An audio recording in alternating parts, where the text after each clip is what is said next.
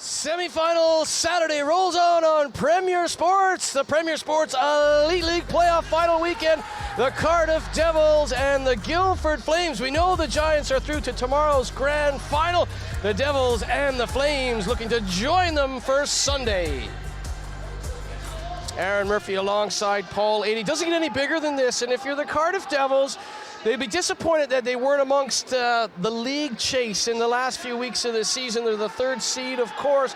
They got to the Challenge Cup final. They actually led that game in Belfast by a couple of goals, lost in overtime. They'll be feeling like, well, we need a trophy with this roster. The way Brody Reed and Carruth and some of these guys have played, we deserve a trophy, but standing in their way is Paul Dixon and the Guildford Flames.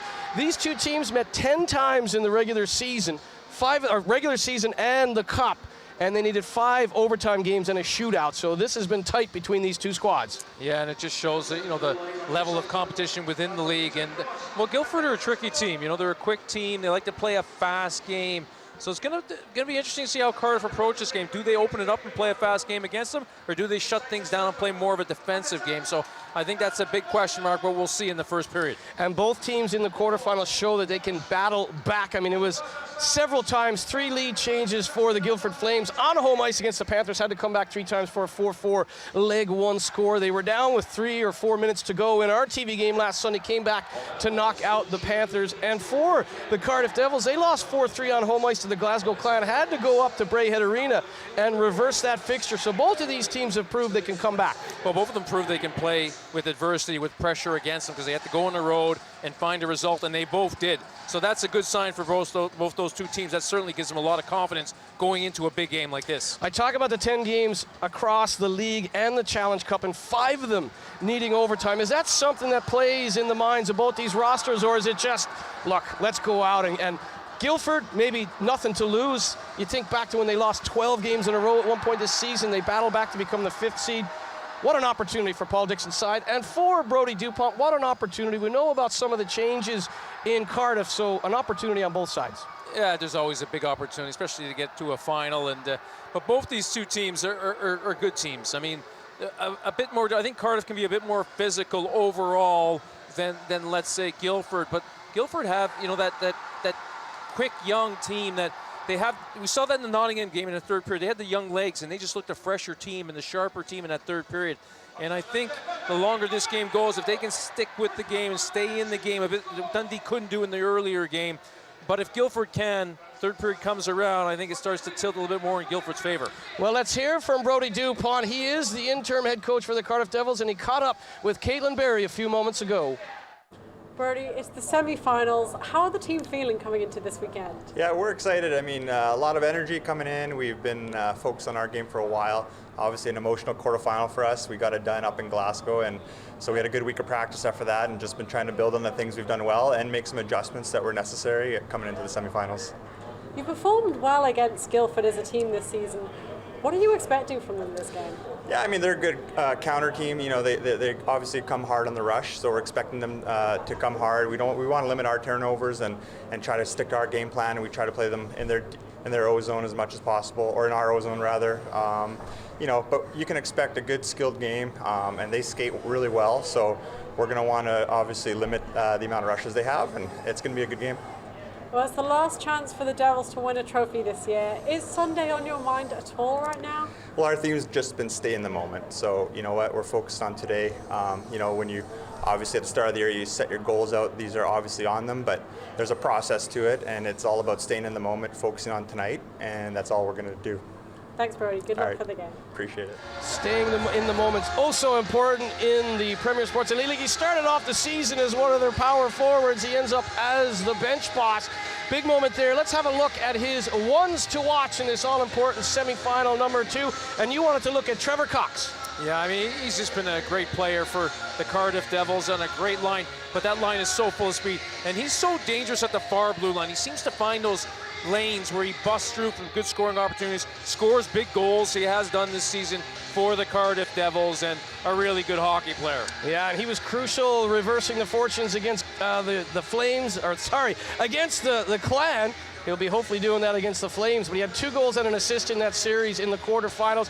Well, what can you say about this guy? The top point scorer amongst all Devils defensemen, and also a goal and an assist in the playoffs. Matt Register has been lights out. He has been, and expect him to play a lot in this game. And if they move on to the final again in the final, he likes the ice time. He likes to be out there. What I like about him is he controls the play, Murph. Puck's on his stick, always has his head up. He seems to make the right decisions. And he's got that long stick so he can step up in the neutral zone, cut passes off, and make some plays from that quick transitional play. So he's a real good hockey player. And he certainly, when he's playing well, when he's out there on the ice, the team seems to react well and play well with him. Register, well, immense against Glasgow. He hopes to be immense against Guildford. Let's head down ringside. Some team news with Caitlin. Thanks, Murph. So in some injury news to start, Guildford are still missing Tristan Frey. He's been out since January, but Ian Waters returns to the lineup tonight after being out last weekend in the quarterfinals.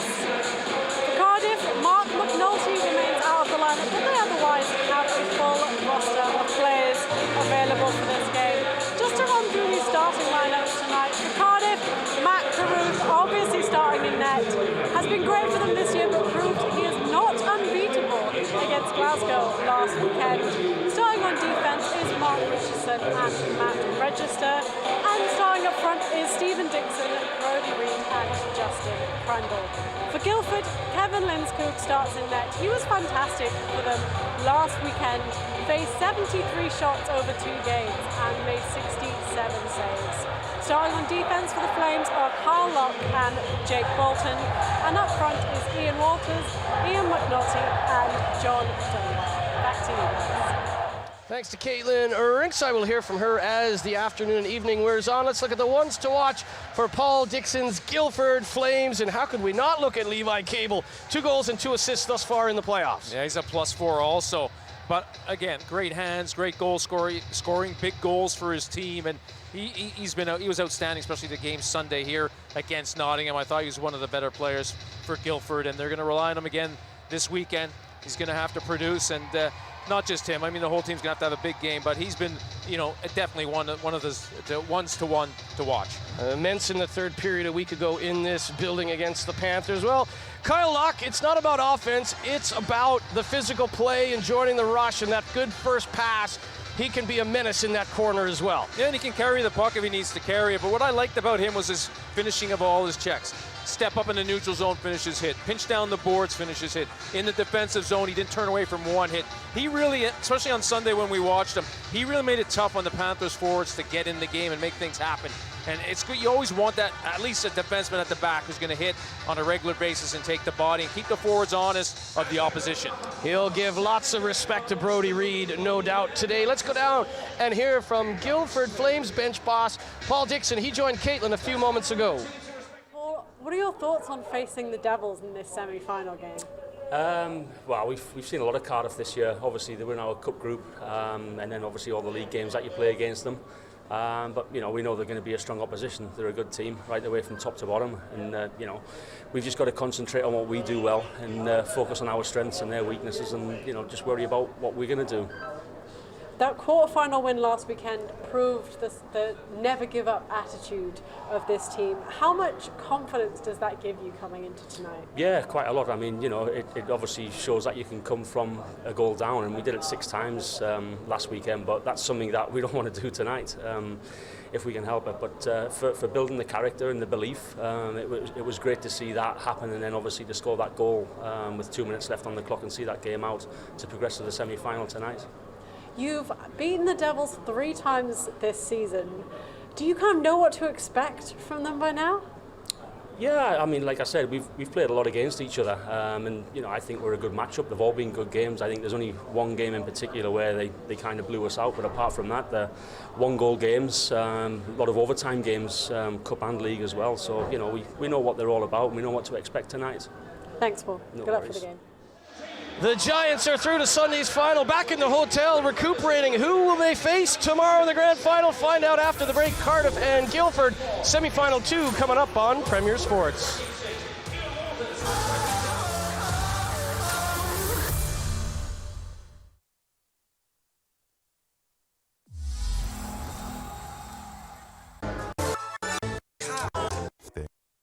demonstrate before. Savings on Premier Sports.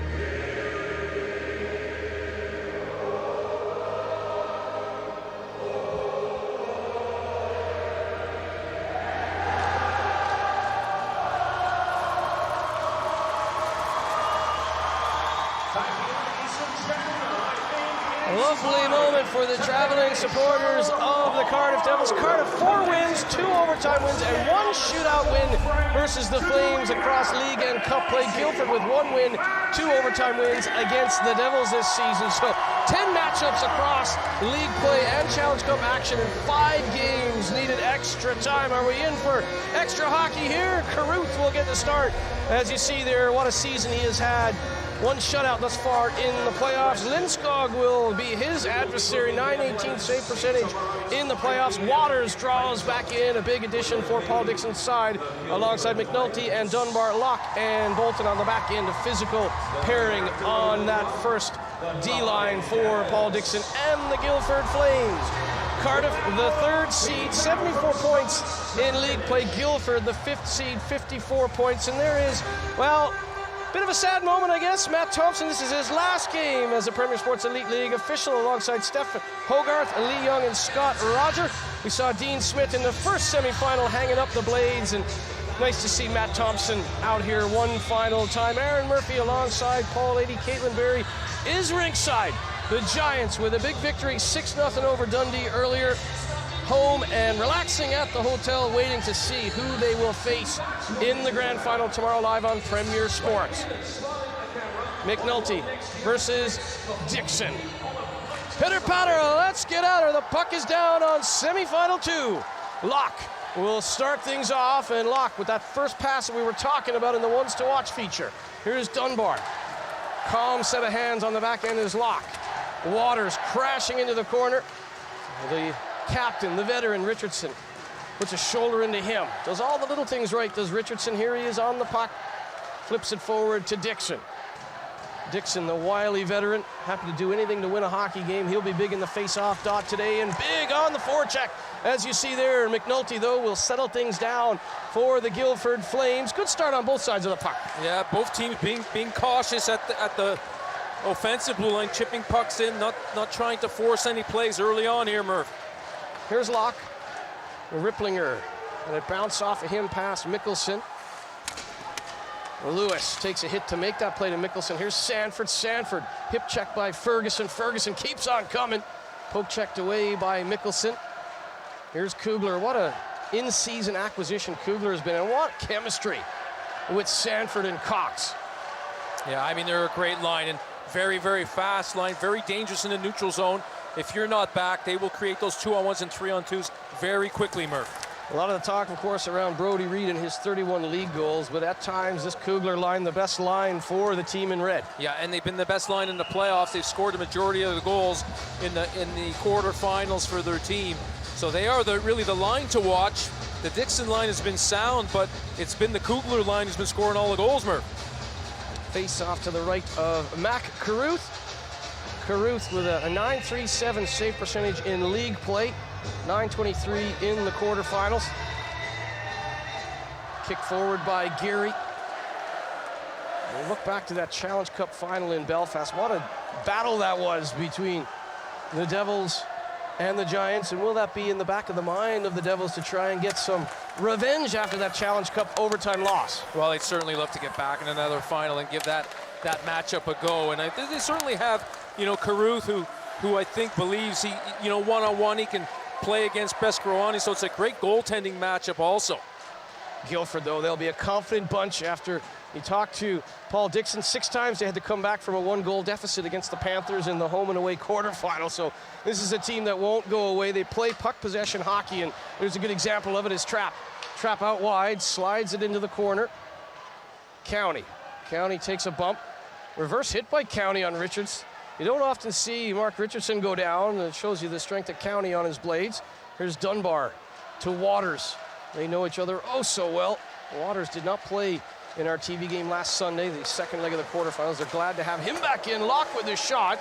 There was traffic in front by way of Dunbar. The puck is deflected into the corner and now up and down for the Devils. Well, you can see the Flames are not going to pass up on a shot. They're going to get everything to net as quickly as they can and hope maybe for an early rebound in the game. Carew's pretty good at handling those shots. He controls the puck well, and he will deflect the puck into the corners away from his net.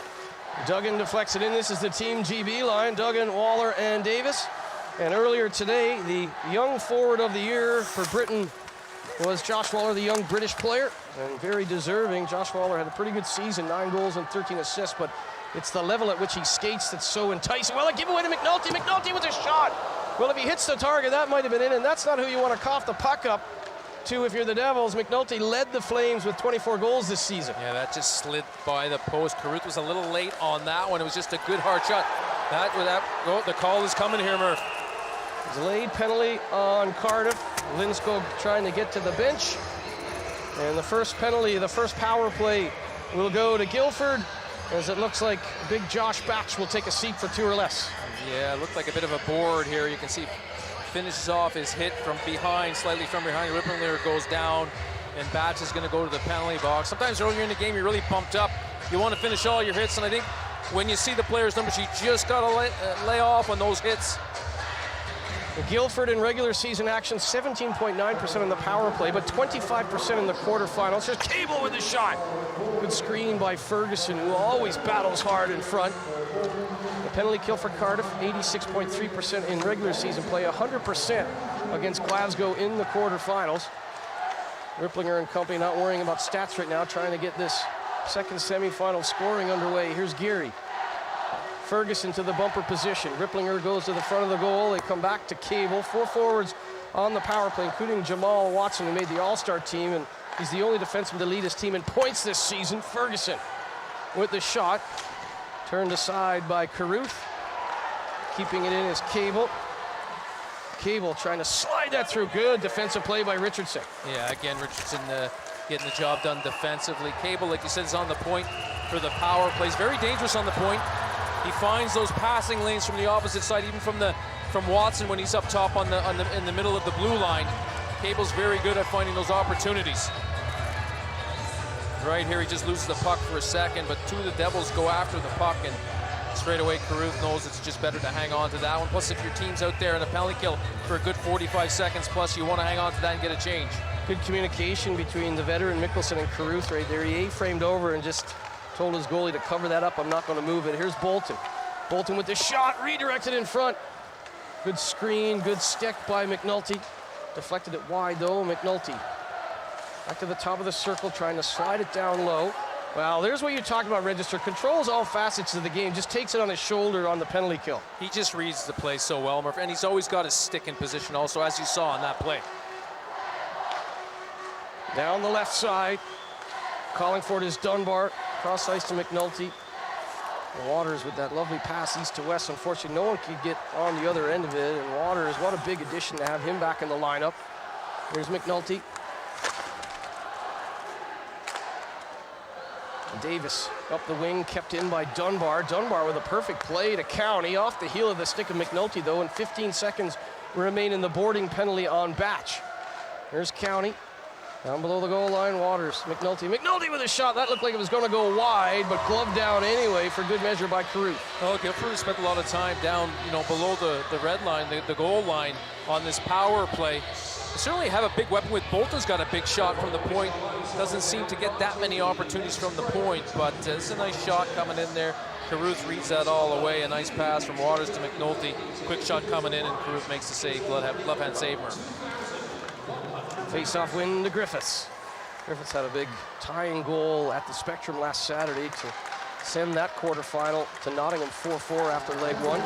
Here's Lakovic, Batch out of the box, good penalty kill from the league's #1 penalty kill in regular season play. Cardiff get the job done.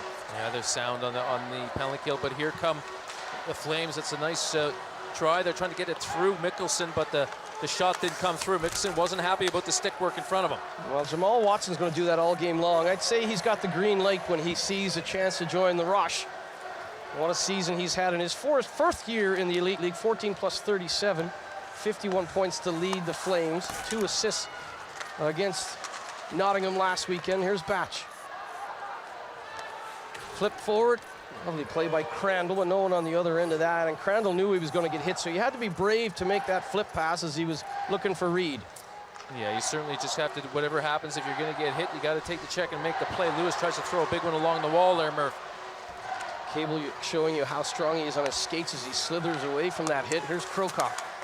Cable off his skate, couldn't one time it as it came off of his blade. Here's Kugler. Kugler reaching in.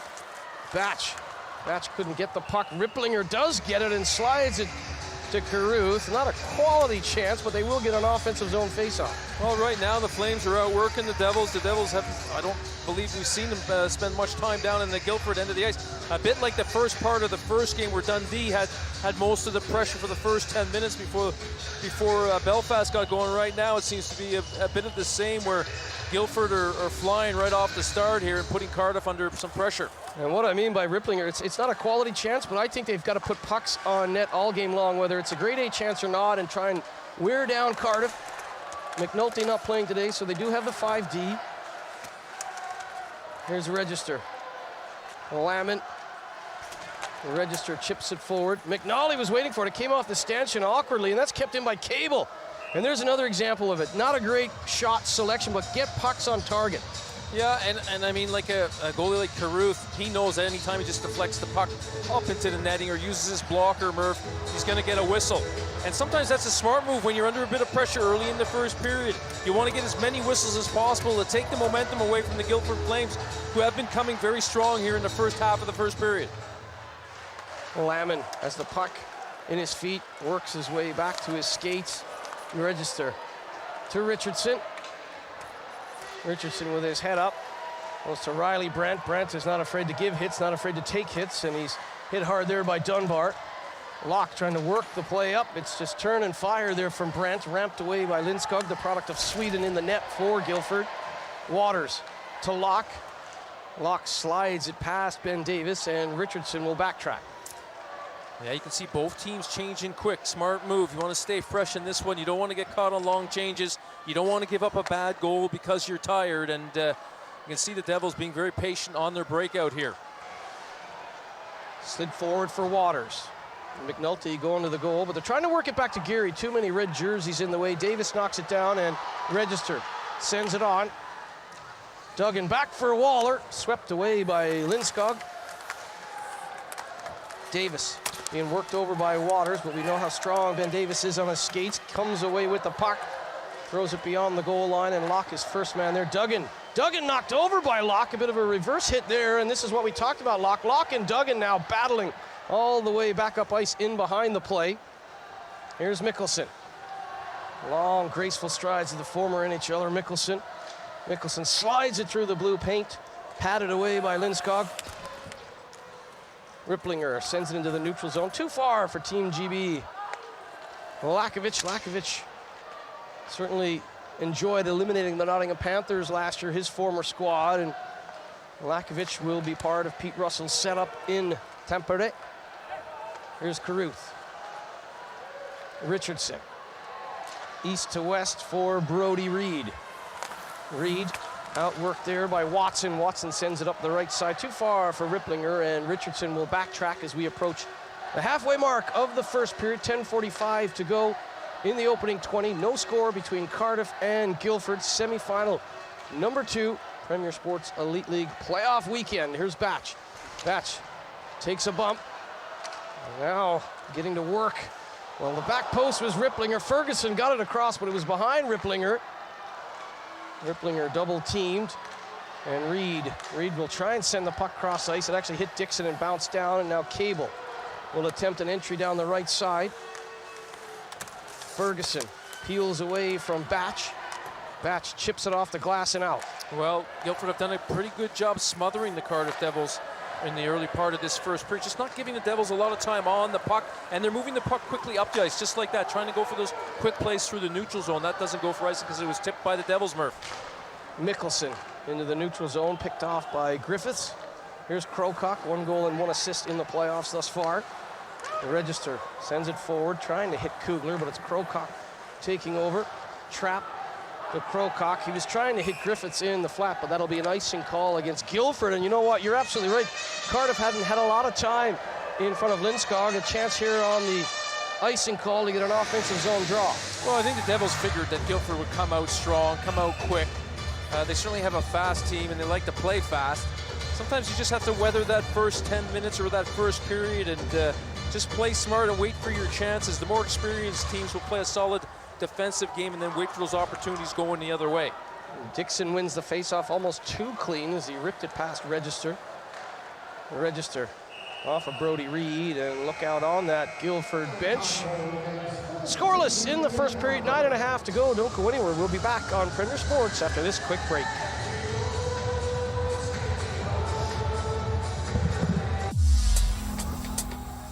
Confused.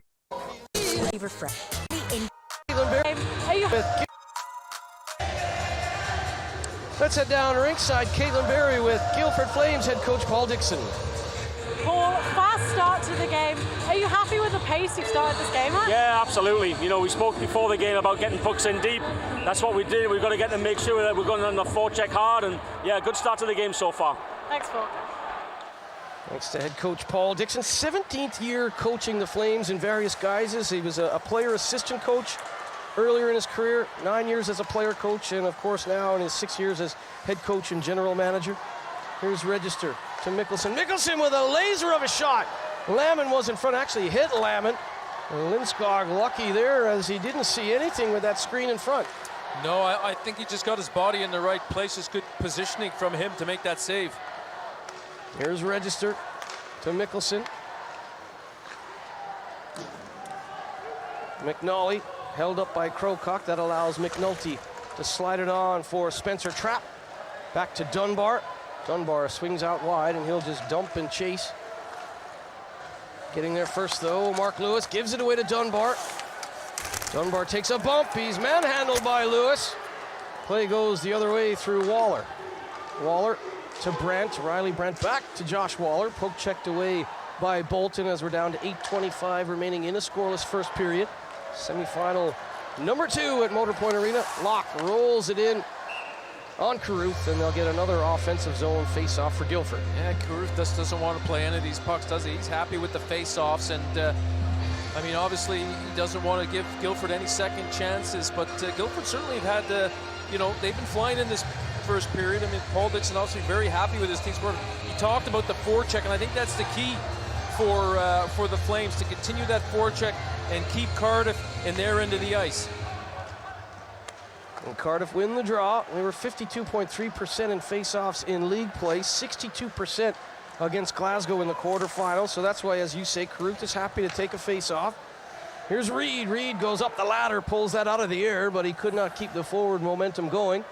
Locke will curl in behind Lindskog. Good communication from Lindskog as he told Locke exactly what Reed was doing. Here's Lakovic. Lakovic trying to shoot through the defenseman Register, but it deflects up and over the goal. Here's Dixon. Stephen Dixon works it on. Riley Brandt, or Crandall rather. Crandall is such a good disher of the puck, but not on that occasion. Here's Locke.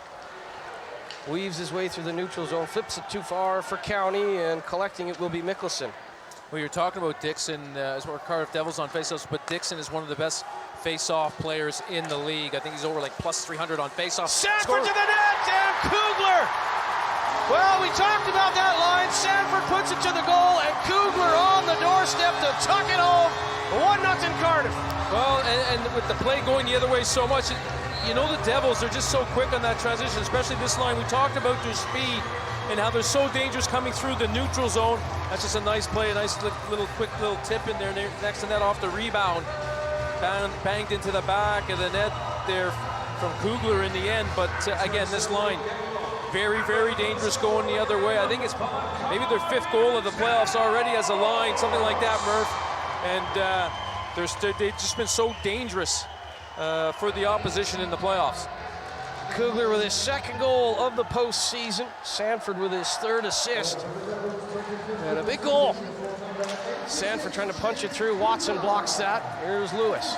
Maybe against the run of play a little bit. Here's Sanford with a shot. Turned aside by Lindskog. Trying to wrap that around was Kugler. Kugler got all tied up with McNulty and goes down. Sanford hard along the wall against Ripplinger. Ewell goes to Watson. Sanford with 3 assists in the postseason. Just getting pucks through, and Guildford had spent plenty of time in front of Carruth. But the first goal goes to the Devils. Here's Mickelson. Kugler's 2nd of the playoffs. We talked about him. What a pickup he was. Coming over from the Odense Bulldogs. Here's Lamon. Lamon pokes it to Mickelson. Bounces away from him. Long reaches. He chops it away. But that'll be an icing call. Well, some players, you talk about Kugler, some players just when they get in the right place, in the right situation with the right line mates really produce, and Kugler is one of those players. He's been exceptional since arriving in Cardiff, and also the fact that he plays with Sanford and Cox, you can see they just have, they just naturally gel together, and they all play at the same level, the same speed, and I think that's the key for that line. Kugler from Sanford, 12:45 into the first period. A lot of the early season credit on the offense went to Brody Reed, but that Kugler line is for real. Krokock with the shot. Mickelson jabs it away. Here's McNally. McNally chips it ahead. Wide open is Brandt, but Lakovic, good back check from Robert Lakovic. Yeah, great job. Used his speed, came right through the middle of the ice, read that play well. Although it goes down for an icing, great play defensively from Lakovic. There's Paul Dixon. What a career he's had. Former teammate of yours with Team GB. Yeah, he's a great player and has turned out to be a great coach. Also done a great job getting his team. Like you said, they lost 12 in a row at one point and still managed to get here to a big semi-final game. So credit to Paul Dixon. Not only get here as the 5th seed. I mean, you talk to anyone, you lose 12 games in a row in this league, you might be happy to get the 8th seed. Well, here they are. You know, I think it shows that having a good start to the season helps. They had a good start to the season, so when they went on their skid, at least they had those points up on the board from the start of the season, so that really helped. But again, it's about battling through the bad times and dealing with that adversity and looking forward, and that's what they did. Bolton slides it along, and now Dunbar. Dunbar out wide, sends it into the middle of the ice. Kugler against McNulty. Defensively responsible as well, this trio of mostly offensive-minded Devils. Kugler keeps Waters to the outside. McNulty spending some time in front of Carruth. Puck, though, was behind him. Waters to Bolton. Bolton had a great year, 14 goals as a defenseman in league play. And you talk about Jamal Watson, he had 14 as well. They've got lots of contributions on the back end, this Guildford Flames side. Here's Sanford. Sanford will dump it in. Waters will collect it. And an offside, or is it icing? No, there's a player down along the wall here, There Murph. you go, yeah, 4:58 remaining. We've got Kugler down. This is not a good sign. No, they certainly don't want to lose him with the way he's been playing, and that line has been playing in the playoffs. He'd be a big loss if he went out here. Well, it's the reverse hit by Locke. And sometimes when you're coming in on a big, strong defenseman like that, when he shifts his weight from left to right and comes in to protect himself, like the shoulder, perhaps. Yeah, I'm not sure. It's tough to tell. I thought maybe possibly his... or his ribs, by the look of it, perhaps. Yeah, I mean, Locke is a stocky character. I mean, he's strong on his skates and just shows. I mean, that wasn't the biggest collision. Sometimes you just get caught, in an awkward position, Murph. As you know, you played the game. And it can hurt. I mean, there's signaling here for he's up now, so hopefully he's okay. Yeah, he seems to be laboring his left leg there, Murph. And I thought maybe, he could have just jammed it. Sometimes you get a rut in the ice, especially in the second game. Sometimes your skate could dig in a bit funny on you, and you could twist your knee. And I remember that happening to me once when I popped my knee. I got caught in a rut as I was getting hit low, and my leg just didn't come out the other side. And sometimes that's the kind of situation where you hurt your knee. The play had come racing down the other way, and it was an offside call, I believe. The face-off will come outside, but right now all thoughts turn to Jake Kugler, who opened up the scoring in this game. 12:45 into this first period. But it's that reversing. We talked about Locke in the ones to watch. He's a sturdy character. He's hard to play against in that corner. And sometimes when you think you're going to be the hitter, which Kugler thought he was going to be, and then all of a sudden a defenseman who's built like that reverses the hit into your shoulders and abdomen. It looked at one point, the trainer was checking his ribs. We'll keep an eye out for 86 in red. Here's Cable. Ferguson rips a wrist shot underneath the left hand of Carruth. Here's Ripplinger. Ripplinger sends it through the blue paint, and out the other side is Ewell. Pinches in from the point. Ewell back for Ripplinger. He plays catch with Ewell. Flips it into the corner. Cable. Too far for him. Batch tried to play it up the wall. Ferguson got in the way, and it will be Brody Reed sending it on to Register. And Brody Dupont, let's be honest, not as experienced as someone like Paul Dixon in his 17th year with the Flames. Brody Dupont now has some mixing and matching to do because that forward trio had been their best line. Yeah, I mean, of course, he's got to make some adjustments, and we'll see what he does here. But, he looks pretty comfortable behind a bench, Murph. Pretty relaxed for, let's be honest, an inexperienced coach. But he has a lot of years playing in the AHL at a very high level. He would have learned from a lot of different coaches. And Scaldi in Cardiff, he would have learned from him also this season. Took over from Jared Scaldi April 9th. Got them through that quarterfinal deficit after leg one against Glasgow. Here's County. But certainly that trio of Sanford, Cox, and Kugler, he wouldn't have had to worry about that all game long unless there was an injury, and we see Kugler down the tunnel now. Here's Krokock. 3:15 remaining in the first period. Sent on by Lakovic. Batch got tangled up with County. Here's Register. Cox. So Waller is playing on this line with Sanford and Cox. Waller has the speed to play with these two. And Cox and Sanford are oh so familiar with each other from their time at the University of Alberta. They're almost come as a package deal. And Waller certainly has the wheels to keep up with Sanford and Cox. Trap. Trying to freeze Sanford on the wall. Here is Josh Waller, named to Team GB's senior side for the World Championships in Finland. Cox bounces off of Krokock. 2.5 remaining in the first period. 1-0 Cardiff. Kugler from Sanford, the opening tally in this semifinal number 2. Dunbar gets there ahead of Register. Good body position by Dunbar. He got the shot away, but just ripped it under the blocker of Carruth. Yeah, good play from Dunbar. I like to see that from the wingers. Challenge the defenseman, head to the net, and try to get a shot in there. You were talking about Waller earlier too, Murph. He's played on almost every line for the Devils this year. He can jump on every line to make something happen. Well, jumping on the puck is Duggan. Duggan, right-handed shot down the left wing, trying to rip that across the body of Lindskog. And look at Duggan. Duggan goes in there, puts a stick in on Bolton. He'll try and ruffle some feathers, Sam Duggan. Yeah, he certainly likes the physical play, likes to get him in the opposition in their face and see if he can draw a penalty.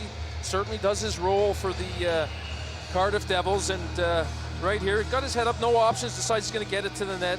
Lindskog just hangs on to that, not going to take any chances. So we talk about Dupont having to do some line shuffling. He puts McNally out on that Team GB line, a bit of a buzzsaw line, and McNally plays that style as well. So to give credit where it's due, he's already assessing what's on that bench with Kugler going down the hall, and he's matching up the right guys in the right style. Yes, he is, and he's been with the team the whole year. He certainly knows all these players and what he has to do in a situation where he loses a player. Lewis with a hit on Ferguson. They've had a good battle in this first period. Mickelson and Ferguson now. Ripplinger back to Bolton. Bolton doesn't try and force it. That's a nice play by Bolton. Just puts it into the corner, allows Ferguson to get into a battle. Out front, well, shouldered away. Ripplinger had the one-timer. It's going to be a penalty coming up here. Lindskog's going to go to the bench for the extra attacker. Delayed penalty against Cardiff with 1:15 remaining in the first period. Locke will come back. Empty net right now for Guildford as they have the 6-on-5. If you're new to ice hockey, of course, as soon as Cardiff touches up, they will be whistled for a penalty. So it's a bit of a free play, if you will, for Bolton and company. Here's Bolton. Bolton with a shot right into the chest of Carruth. Carruth comes up with a blocker to protect himself against Ripplinger, and it will be a second power play for Guildford. Well, Mickelson certainly wasn't very happy with the referee, and he's coming off again. I think he's having some more words for the referee. He was in a real battle behind the net a couple of times with some hits being thrown at him and him, doing the same thing. But we'll watch here.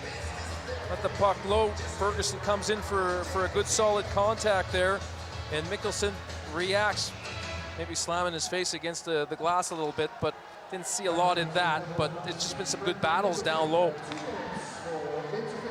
An interference call on Mickelson. 131 NHL games for Brendan Mickelson, an experienced defenseman. There's Dunbar. Good block by Richardson, the captain, in all his glory. Doesn't mind blocking shots. He's good offensively, Richardson. Does everything, and that's why he wears that captain's C. Here's Davis. County. 35 seconds remaining, so it's Mickelson in the box. Second power play for Guildford. Dunbar down the wing. Sends it on. Waters. Dunbar goes to the front of the net now, curls to the top of the circle, but it's Bolton. Bolton, shot blocked. Dunbar, his shot blocked by Batch, and now McNulty. McNulty puts it up and over. I don't think Carruth saw the puck through the screen of Waters, but the shot missed. Here's Bolton. Bolton with the shot redirected by McNulty. 10 seconds remaining in the first period. 1:05 remaining in the power play. They don't get something quick here, it'll carry over, and with 2.5 seconds remaining, there will be a call. The play will come back. It will come back, delayed offside there.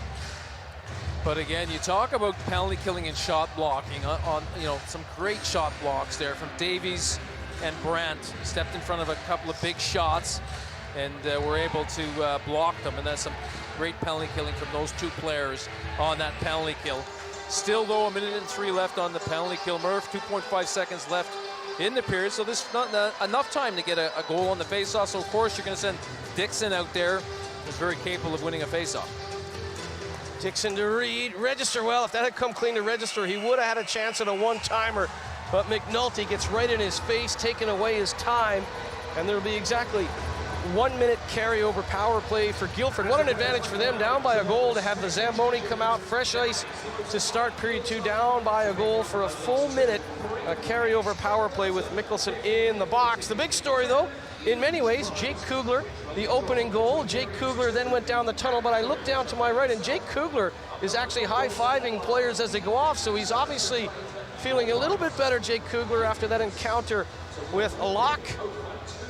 And a big goal by Kugler. 12:45 into the first, his second from Sanford. Let's head downstairs now. Caitlin Berry with a special guest. Mark, a lot of speed in that first period. What did you make of it? Yeah, we knew they were going to come out hard like that. They were a very, very good team in the offensive zone. I thought, we did a really good job keeping them to the outside as much as possible, but we got to keep doing the same. As you said, it felt like the Flames had a lot of momentum, especially in the first half of that period before your goal. How can you keep that going now? Yeah, obviously we got to stay out of the box and try and get pucks deep. We just a simple play up to the net and we get a goal, so more of that. Thanks, Mark. Thank you. A 1-0 scoreline in favor of the Cardiff Devils. First period analysis coming up on Premier Sports.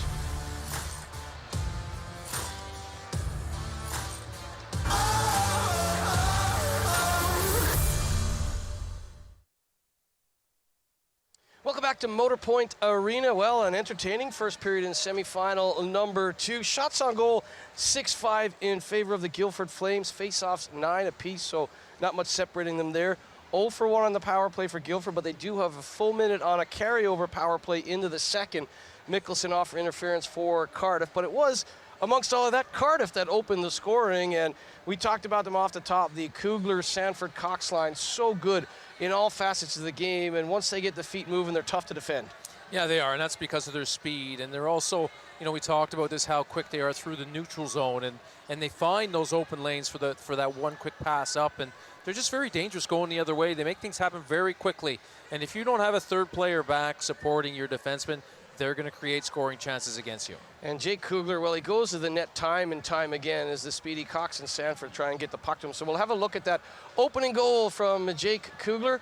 12:45 into the first period, and it's Cox to Sanford, and Kugler on the rebound, just slotting it home. Again, it's just going hard to the net. Kugler at first looking for the pass, but it doesn't come to him. Watson does a good enough job on Sanford there to take that pass away. It goes off his stick to the net, and eventually the rebound comes out. The Kugler is going hard to the net, and he finishes the play off. So credit to him, driving hard through the middle, going to the net, looking for a rebound there. Kugler's second of the postseason, third assist for Sanford, second assist for Cox. But then Kugler, he got a reverse hit from Locke, went down the tunnel, appeared to come back out there at the end of the period, so hopefully Jake Kugler is okay. He wasn't sure if it was his ribs, his shoulder. I mean, we won't speculate, but we never want to see a player hurt, and that is a top line for the Cardiff Devils. The Guildford Flames were buzzing. We knew that Carruth and Lindskog would have to stand on their heads at time in this game, so let's have a look at some of the work by the Guildford Flames in that opening 20 minutes of action, and some of the work by Carruth. Yeah, it was just a lot of pressure from Guildford on their forecheck, and they really didn't give Cardiff a lot of time to breathe when they had the puck in their end of the ice. And the only time Cardiff really found it easy to move the pucks when they stopped behind their nets, set up and came up as a group. But overall, give the Flames credit, they were good on the forecheck. Good block by Richardson on Cable. Cable keeps on coming. This is veteran savvy by Mickelson. Doesn't panic, just tells Carruth, you flop down and I'll keep everyone away from your goal mouth. Yeah, I mean, he's big and strong, Mickelson, very sound defensively, and certainly, you know, he's going to do his job in front. He's not afraid to play a physical game. Cardiff get 2 men on the puck here. That's sometimes when things open up. We've talked about that before. Someone has to stop there and pick someone up. But fortunately for Cardiff, Mickelson just does a good job, you know, protecting his goalie and giving him time, Carruth time to get his glove on that one and get a whistle. Quite surprised. I mean, both of these teams have high-octane offense, and both teams like to play puck possession. I mean, Guildford especially love to buzz and cycle. Shots on goal just 6-5, though.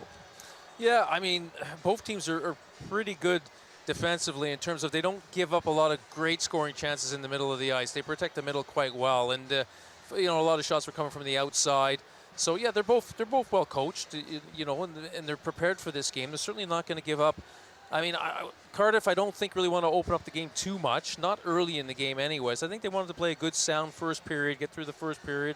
They knew Guildford were going to come, exactly like Dundee did in the first period against Belfast in the earlier game. So they kind of expected that. I mean, you know, teams that are quick, they're going to want to get off to a quick start. They're going to want to get on top of you with their forecheck. And that's what Paul Dixon said. We're trying to get our forecheck. We're trying to get on top of them. We want to spend more time down in their end than in our end. Because Cardiff, once they get you in on the cycle and you're in your defensive zone, Cardiff make it really tough on you. Well, let's head downstairs. Ringside, Caitlin Berry with a special guest. Ryan Finnerty of the Manchester Storm joins us between the benches. Ryan, the big news this week is that you stepped down from being the head coach of the Manchester Storm to focus on GM duties. What was that decision like to make? I think that was always a plan. When we took over the Storm, I only really wanted to do it for a year or two. COVID kind of pushed it back a year. And it just felt right. I think, I think we're time for a new voice behind the bench. I think we needed some help off the ice. We got a fabulous market. You know, we recognize there's a lot of work to do, but it just felt like the right time for the organization. I think we're just ready for a bit of a change. I think our fan base is ready for a change. All coaches, as much as we hate to admit it, we all have a shelf life, and I think this allows me to kind of get on the other side and get to know the fans and get to understand what it is they kind of want, and you know, a lot of the passion I got is because of the business side of the game. You know, it's why we are where we are. I got it when I was in Glasgow, when we were kind of left alone to build the whole thing, and so I'm excited. And I hate to say it, but the first time, it's a lot of fun to have this challenge ahead of you and pass the reins off to somebody and give them the rein to build a team and build a product, and I'm there to support. And you know, I think it's just the right time for us. You made some interesting moves already before the season started. You signed a lot of young British players. Was that a real focus coming into this season? Yeah, we're going after more. I think that's the nucleus for us, man. Like, we're not going to invest in older Brits. It's not part of our model. We want to get the young guys. We want to give them ice time. We want to give them in position to succeed. And, you know, if it gets to a point where we can't afford to keep them, we've done our job. I hope the Storm is going to be in a few years. I hope we're going to be in a position where we'll be able to keep those guys. But we've done it we've done it with Kieran Long. But now we're working with even younger guys. Joe Hazeldine. Joe Hazeldine will be one of the best defensemen in a couple of years. He's got so much upside. Harry Gulliver, Finley Ulrich, Jacob Ludowich. We got a lot of weapons there. And we ask our fan base to be a bit patient because we are going to be working with them and giving them the proper ice time. And right now we're looking to find the next wave. We know that these kids potentially are short term.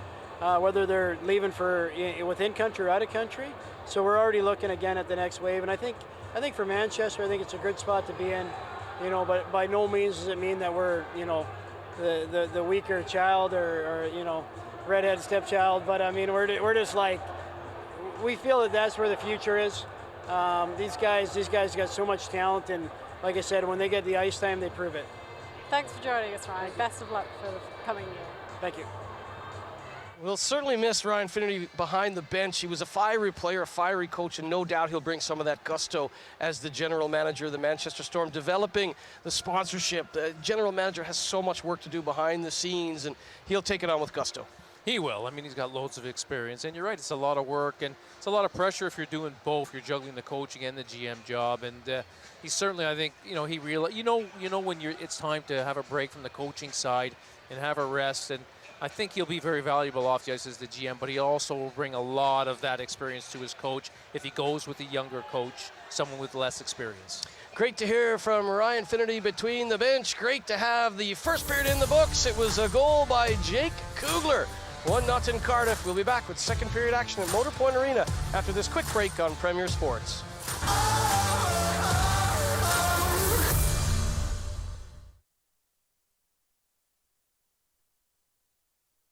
Welcome back to Motor Point Arena. Semi-final Saturday continues. Semi-final number 2, Cardiff with a 1-0 lead over Guildford. 6-5. The shots on goal in favor of the Flames. 9-9 in the face-offs.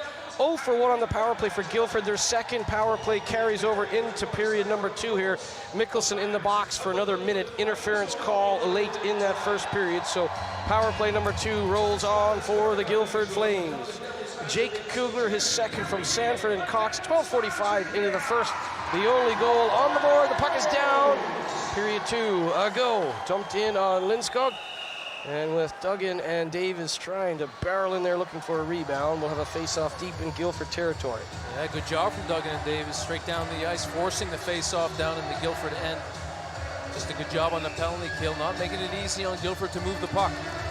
All 4 penalty killers, members of Team GB. That is magnificent to see, the trust being put into that penalty killing group. Those 4 players all will represent Team GB at the World Championships. Yeah, I mean, they're all very sound, good players defensively, and that's why they're on the ice for the penalty kill. Here is Batch. Batch up the wing. Dunbar gets in the way. Bolton on the backhand. Bolton trying to slide it through Davis. Just bounces off of Davis to Dunbar. Back to Bolton. Bolton fakes the shot. Goes to County. County at the top of the circle. Back to Bolton. Bolton trying to stutter step, and it's underneath the pad of Carruth, and not able to slot it home was Dunbar as the puck just sat there behind the right pad of Carruth. Yeah, Carruth made the original save, but then the puck went to his right. He didn't know where it was. Let's have a look here. Shot comes in. A lot of traffic in front. A good job from Waters screening Carruth, and right there Dunbar just couldn't push that puck over the line. Went hard to the net, wasn't able to finish that one off, but the referee, of course, has got to blow that down, Murph. If Dunbar was a left-handed shot, he might have been able to tap that home. You can see he was trying to decide, do I go backhand or come back to the forehand? And once he did that, he'd outmaneuvered himself. Carruth swept it away with the paddle. Yeah, he just got a piece of it in time. Davis muscles McNulty over, pushes the puck forward, but it's Bolton keeping it in. Here is Dunbar. Devils doing a good job keeping everything to the outside. But now Waters with a couple of whacks at it. Carruth made the first save, and Waters sent the secondary chance wide. Mickelson out of the box. Great job on the penalty kill. 0 for 2 now on the power play for Guildford. And now a rush down the left side. Well, the shot by Mickelson. Equipment failure. He shatters his stick and sends it wide. Here's Ewell back the other way. Ewell to Waters to Dunbar. Well, what a stop by Carruth. Yeah, great save by Carruth. Back the other way, Sanford. Sanford to Lewis. Lewis with a chance. He's denied by Lindskog as it's end-to-end hockey at Motor Point Arena. I mean, Cardiff got caught with, after the penalty, they were only 3 players on the ice. They were missing 2 players, but eventually they got on the ice, and that's why they created the odd man rush going the other way. It came from a late change, Murph. And Lewis, a hard-nosed player, just couldn't finish it off there.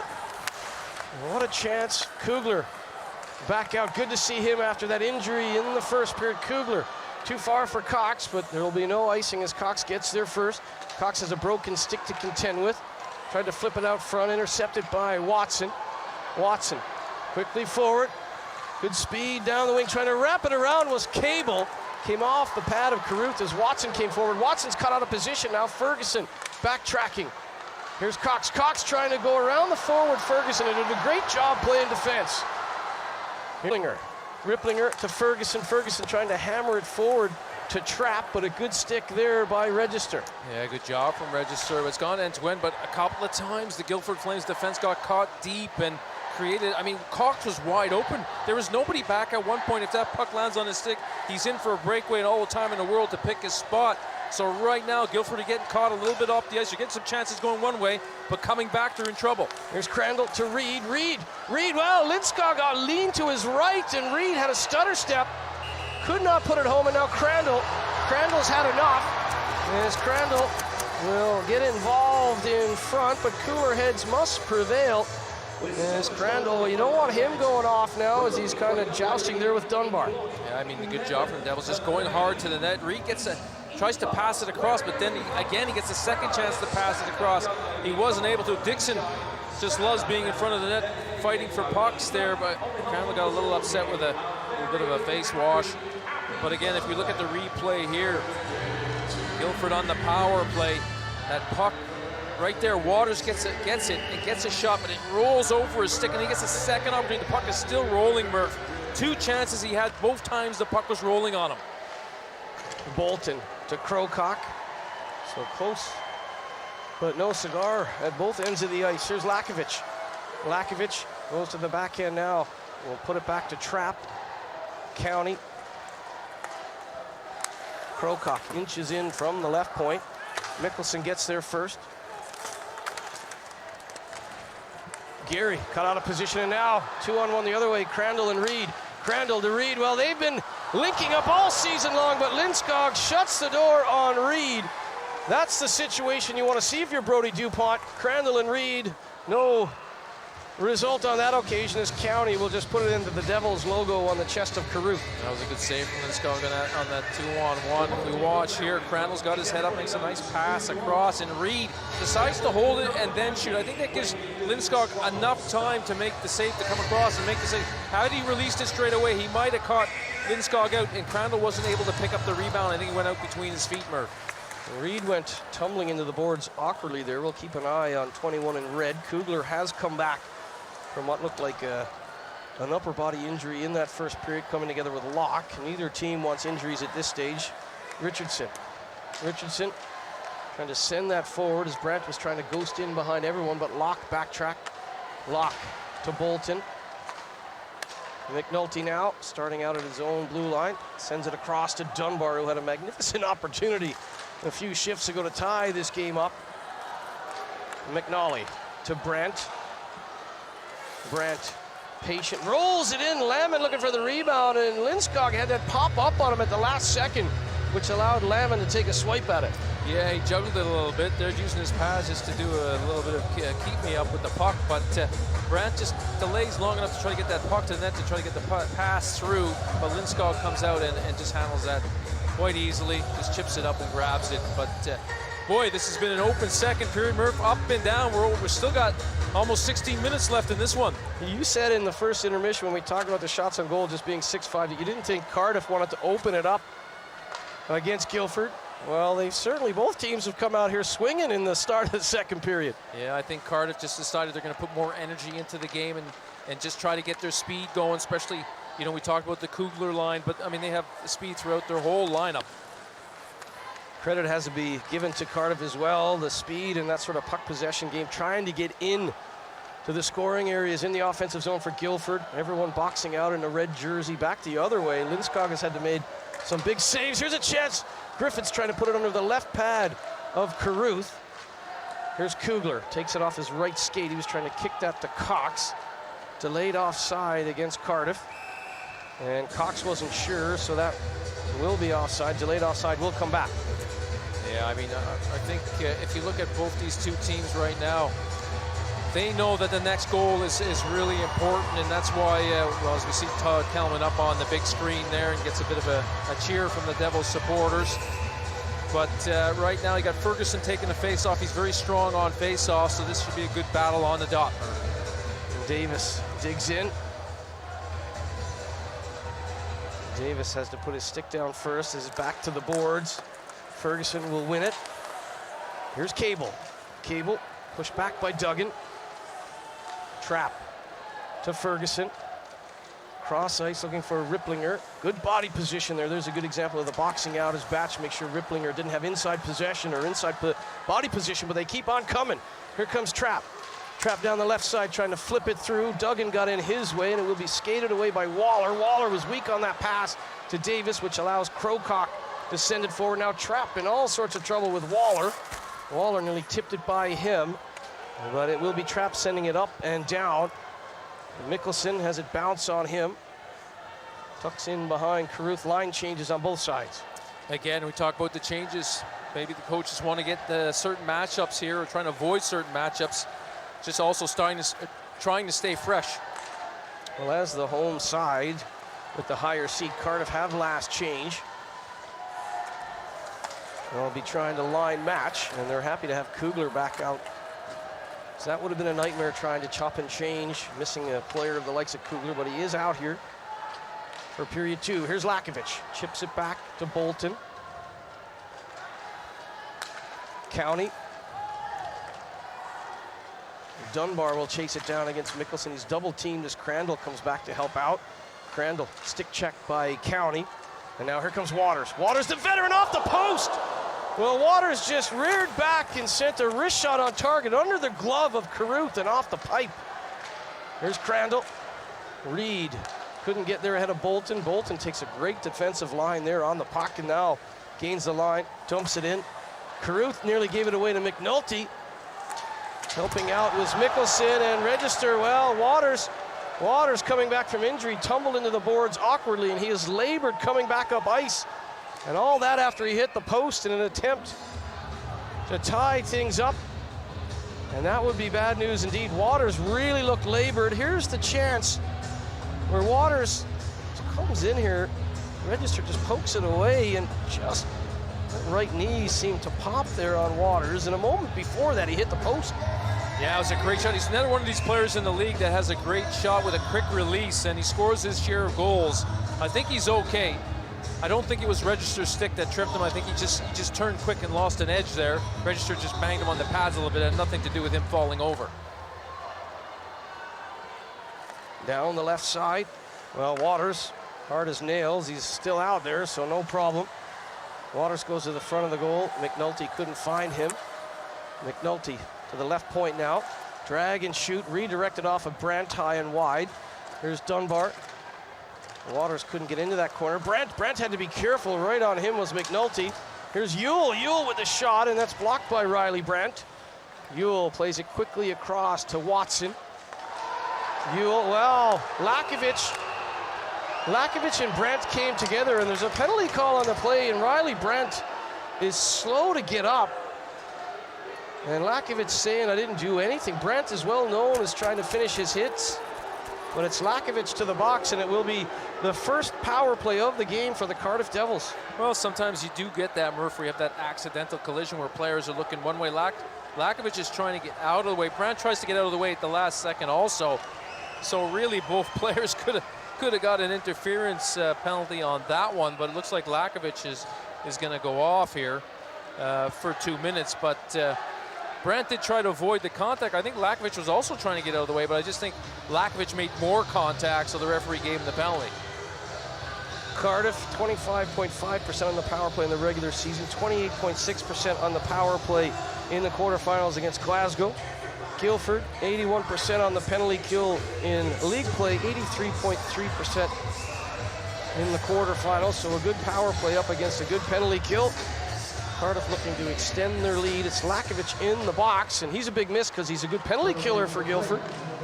Griffiths does a good job there. The puck bounces across for Watson. Interference call on Lakovic. Scampering away is Watson to Howlett. Howlett just stays on side. Watson off the shin pad of Register. Howlett was racing in there against Waller. Waller and Howlett coming together. Register takes his time. We'll drop it back. First power play of the game for Cardiff. Waller and Dixon. Register, one defender out here, 4 forwards on the power play for Brody DuPont. Dixon to Reed to Register. They whip it around. Here's Crandall. Crandall with a quick shot. Reaching in with the stick was Waller, but that will be deflected up and out of play. Yeah, it looked like they were trying to get the puck to Waller in the slot area, but Guildford did a great job just collapsing down, taking those passes away. Register gets the pass across here. Shot comes in from Crandall forward on the point on the power play. And Dixon was trying to get to the front and tried to get the tip in there rather than get in front and take Lindskog's eyes away. Face off win to Mickelson. Mickelson, well, good glove save by Lindskog with traffic on the doorstep with McNally. Yeah, McNally loves to go to the front of the net, but Lindskog's looked good in this game. He's been solid and he seems to be seeing the puck well. The Devils haven't put him under a lot of pressure with that front traffic, though. Here's Sanford. Sanford with a shot. Actually came off a trap and nearly screamed past Lindskog, but it was wide. Mickelson to Sanford, top of the circle. Down low to McNally. Back to Sanford, 1 assist in the game for Sanford. Cox, Mickelson. Mickelson with a snapshot. McNally was late with the screen, and the rebound will be cleared and skated away. Here's Ferguson.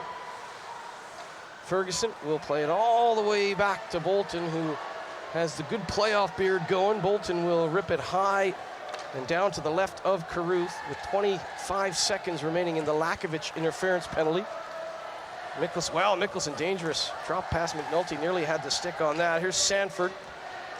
Sprinting away, nice entry by Sanford, but picked off by McNulty. Lock for Waters. Waters showing no ill effect of that. Tumble into the boards, and Waters, well, he nearly turned that clearing attempt by Mickelson into a scoring chance. Well, it was a good job from Waters coming back in the first place and intercepting that pass and then skating up the ice hard, looking for an outlet pass to create a scoring opportunity. You're right, the puck bounces off him. Mickelson tries to get a quick pass out, goes off this foot of Waters straight into Carruth, doesn't take any chances and hangs on. Waters, 20 goals in league play, looking for his first playoff point. Coming back for injury to make it into the lineup for this semifinal. Approaching the halfway mark of the second period. Lakovic is out of the box, so 0 for 1 on the power play for the Devils. Duggan churning in, takes a body from Locke. Puck skips away from Lamon. Here's Waters. Waters off the skate of Locke, calmly to his stick, dumping and chasing against Batch. Batch and Locke. That's a good defensive battle, or a good strength battle between the two defensemen. Batch will come away to Lamon. Pushes it past Ewell. Here's Dunbar. 9:45 remaining in the second period. 1-0 Cardiff. Jake Kugler. 12:45 into the first period. The only goal. Here's Dunbar. Dunbar's shot came off of Lewis. Skips into the corner. McNulty. McNulty not happy with himself. He just gave that away to Dixon. Here's Duggan. Dixon chasing down McNulty. Dixon finishes his hit on McNulty, but he got the puck away quickly. Here's County. County tucks it into the corner. Carruth comes out. Register. Down the wing for Dixon. Bounces off of him and Ewell with the quick hands. But an icing call against Guildford with 9:12 remaining in period 2. I can see both teams looking for that long pass here in the second period. That, from the far blue line on the opposite side of the ice to the benches, trying to create a quick opening. You see that a lot in the second period, but both teams have tried that a couple of times here in the second, but the puck comes all the way back in this situation. Dixon on the ice, very strong on face-offs. Lakovic is going to have to battle hard to try to win this one from Dixon. Face off to the right of Lindskog's goal. Dixon does indeed win it back to Register. Register shot trickled through. Lakovic intercepts. Here's Dunbar. Dunbar had the block on Register. Register right back into the corner, battling hard. Crandall Fancy little pass, but he had the confidence to get that to Reed. Richardson now back to Brody Reed. Gains the red line, dumps it in. And Jamal Watson takes a bump from Crandall, but Watson got the puck away. Yeah, just looking at that last face-off, Merce, Lakovic did a good job. As they're called for an icing here, he's going to have to come back onto the ice. Lakovic did a good job, and he lost a face-off, but what did he do? He stayed with Dixon right to the net. Because he stayed in position, took his man, he was able to then cut that pass off and help get the puck out of the zone, head the other way. So a good job from Lakovic off the face-off, even though he didn't win the face-off. Kugler will dig in against Lakovic. Kugler, Sanford, and Cox. Digging in now. Kugler does a good job. Register gets it through a sea of legs, and it's patted away by Lindskog. Griffiths pushes it forward to County. County with a little bit of daylight there. County with a shot, but Carruth is out to the top of the blue paint. He will hold on. 8:25 remaining in the period. We'll step aside for a quick break on Premier Sports.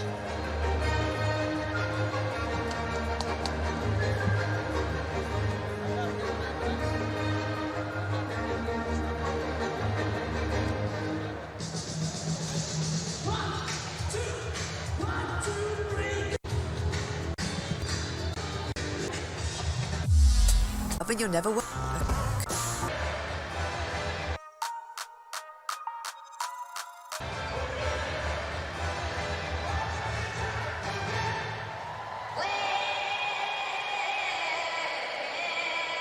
Welcome back to Motor Point Arena. 8:25 remaining in the second period. Let's hear from Brody DuPont with Caitlin Berry. Brody, end-to-end period so far. How can you shut down that speed from the Flames? Well, turnovers, we're just giving them too much right now. We're kind of shooting ourselves in the foot right now. So we got to manage the lines a lot better and get pucks deep. Thanks, Brody. Thank you. Watson with the shot. What a kick save by Carruth. And that's the difference that Watson can make. He just pounces on that puck. Quick release. Carruth was equal to the task. Here's Mickelson. Hammers it in on Lindskog with 8:10 remaining in the second period. The goal in this game, Kugler in the first period. Nothing going in period two as Lindskog and Carruth have been excellent. Here's Ferguson. Gains the red line, dumping and chasing around Mickelson. Levi Cable gets there. Bounces it off Ferguson's glove, and Cox says thank you very much as he goes tape to tape with Lewis. Lewis to Kugler. Ewell plays it up the left wing. Cable will get there. No icing on the play. Good hustle by Cable to Ferguson. Ferguson drops it back. Nobody home, and now Watson's got some work to do. Yeah, you can see Lindskog decides to play that to give his team an opportunity for a quick up, but at the time, Guildford were changing, so Watson's going to hang on to it here. And Mac Howlett plays it all the way back. Trap. Blade to blade with Jamal Watson. Trap. Well, that bounces off a Batch, and Lakovic in front. Griffiths denied by Carruth. And that's just a bad bounce off a Batch, and Lakovic and Griffiths stay with it. Here's Riley Brandt. Backhand on the knife edge into the glove of Lindskog as Brandt just churns his way down the left wing. Yeah, Brandt makes a nice play there. Gets the puck to the net, but unfortunately just no rebound. Lindskog decides he's not going to give a second opportunity there. But it's always a good idea to get the puck to the net, especially on a backhand. Goalies are sometimes not ready for that quick little backhand shot from a bad angle, Murph. McNulty versus Dixon. Dixon wins it. Getting in the face there. Krokak got right in the face of Crandall to make sure he doesn't get the shot away. Crandall had to put it down the wall. Krokak throws it into the neutral zone. Crandall dumps it right back in. Lindskog directing traffic, telling Locke where he wanted him to be. Here's McNulty. Waters held up by Richardson. McNulty keeps on coming to play out front to Dunbar. And Dunbar was wrapped up by Dixon. Carruth will pounce. Yeah, Carruth again just swallows that puck up. He's not taking any chances here at 1-0. But again, the one thing I like about the Guildford Flames, that pass comes across. They're always willing to go hard to the net and try to, create a scoring opportunity. But what I like about the Guildford Flames is how they move the puck up from their defense to their forwards. There's always support on the puck. And we talked about it in some games when there's no support on the puck, teams struggle. But Guildford always have support on the puck. Face-off win to Bolton. Bolton walks the line, goes to Dunbar. Bolton with the shot. Plenty of traffic in front. And the shot from Waters, denied. Waters has been a real nice addition back into the lineup. He does still look to be favoring his knee. It doesn't seem to phase him getting into chances or getting into play or positions to get chances. Here's Locke. Locke to Dunbar. Here is the aforementioned Waters being worked over by Mickelson. Turning and firing was McNulty, blocked by Davis. Davis will turn it up ice, dumping and chasing past Bolton. Locke gets there first. Ben Davis keeps on coming. Here's Waller. Waller forcing the turnover, but Bolton doesn't panic, and Guildford will send it forward to McNulty. Geary chasing down Register. 5:45 to go in the second period, as Bolton and company look for an equalizer. Turned back by Kugler, who has the lone goal in this one. If you're just tuning in, earlier on, the Belfast Giants with a 6-0 win over Dundee in semi-final number 1. The Giants, of course, Challenge Cup and Premier Sports Elite League champions, looking for the Grand Slam. They will be in that final tomorrow, awaiting the winner of this matchup. We'll be live on air tomorrow from 4:30 p.m. with the pregame show, 5 p.m. face-off at Motor Point. Lewis pushes County off the puck. Puck sent down past Watson. He will retrieve it. Plenty of time for the speedy Watson to get set up. Goes cross ice to Ewell. Ewell with a nice pass to Ripplinger. Ripplinger turns, fires. Well, he had Batch down, tried to shoot through Batch's a screen, and now Carruth has plenty of action in front. Batch puts a headlock on County. A nice little drag and shoot there, but the Guildford Flames remain puzzled by how to beat Carruth. Yeah, I mean, Ripplinger's not afraid to shoot the puck. He makes a couple of good moves. Batch is doing everything to try to block the shot. Again, Carruth, he's just not, he's freezing everything. He's not going to take any chances. It's a close game, and he just drags that in with, you can see the Flames going hard to that. The one thing the Guildford Flames do, though, really well is on their breakout, they activate their defenseman on the opposite side up the ice wide. So if they have no options on the side they're coming out, usually that defenseman on the far side is wide open. And we've seen that. The lock came up on the last one and was available for a pass. And it makes it tough on the opposition because you add another player to the rush. Ewell down low now to Ferguson. Ferguson turning and firing. That will careen up into the mesh. A big happy 10th birthday to Gethin. Well, he's having a skating party in Cardiff today at Ice Arena Wales. So Gethin, a big Cardiff Devils fan, happy 10th birthday to Gethin from all of us at Premier Sports. He's certainly happy with that scoreline thus far. Lamon digs in. Here's Brandt. Kept in by Ewell, and Paul Dixon, after last Sunday's second leg of the quarterfinals in their win over Nottingham, he sang the praises of Ewell. He said Ewell doesn't get all the sort of headlines of Watson, and he's one of our best defensemen. Ripplinger denied by Carruth. Best save of the period by Carruth on Ripplinger, who's all around the net front. Now, when you talk about defensemen like Ewell, a lot of times you don't notice them, and the reason you don't notice them is because they're doing their job right. They're making the simple plays, they don't complicate the game, and they get the job done, especially defensively. Here's Watson. Register trying to hold up Watson. Easier said than done. Trapp will back up as he sees Brandt is going to win that race for the 50-50 puck, and Brandt will dump it in past Ripplinger. Inside 4 minutes remaining in the second period. Lakovic. Quick steps of Lakovic, but he will go back to Watson. Watson back to Lakovic down the right wing, holds up, waits for a pass. It's Trapp. Trapp will have to rip it into the corner for County. Geary goes to the front of the net. They'll come back to Krokock. Krokock with the shot. It bounces off of Geary. Good play defensively by Dixon as he took away the stick of Lakovic. Geary had the puck bounce on him. Crandall takes down County. And now Krokock looking for an entry, but Crandall was right in his face. But look at County. Wants that puck. Geary with the hot shot. Rebound pops high into the air. County will track it down against Dixon. Another big pad save by Carruth. Mickelson to Lewis. And now Brody Reed. 31 goals in league play for Reed. No goals thus far in the playoffs. He had one assist in the two-legged playoff quarterfinal against Glasgow. Here's Dunbar. Kugler forces him to dump it in. Here's Batch. Batch too far for Kugler. Good layers though. Cox was there. Kugler calls him off. Whatever was bothering Kugler in the first period, he certainly seems energized here in period 2. McNulty gives it softly away to Kugler. Kugler to Cox. trying to find Sanford. A weak pass, though, is intercepted by Dunbar. Here's Waters just staying on side. Rims it around for McNulty. 2:20 remaining in period 2. Cardiff 1, Guildford no score. Batch leaning on his stick, but coming away with that.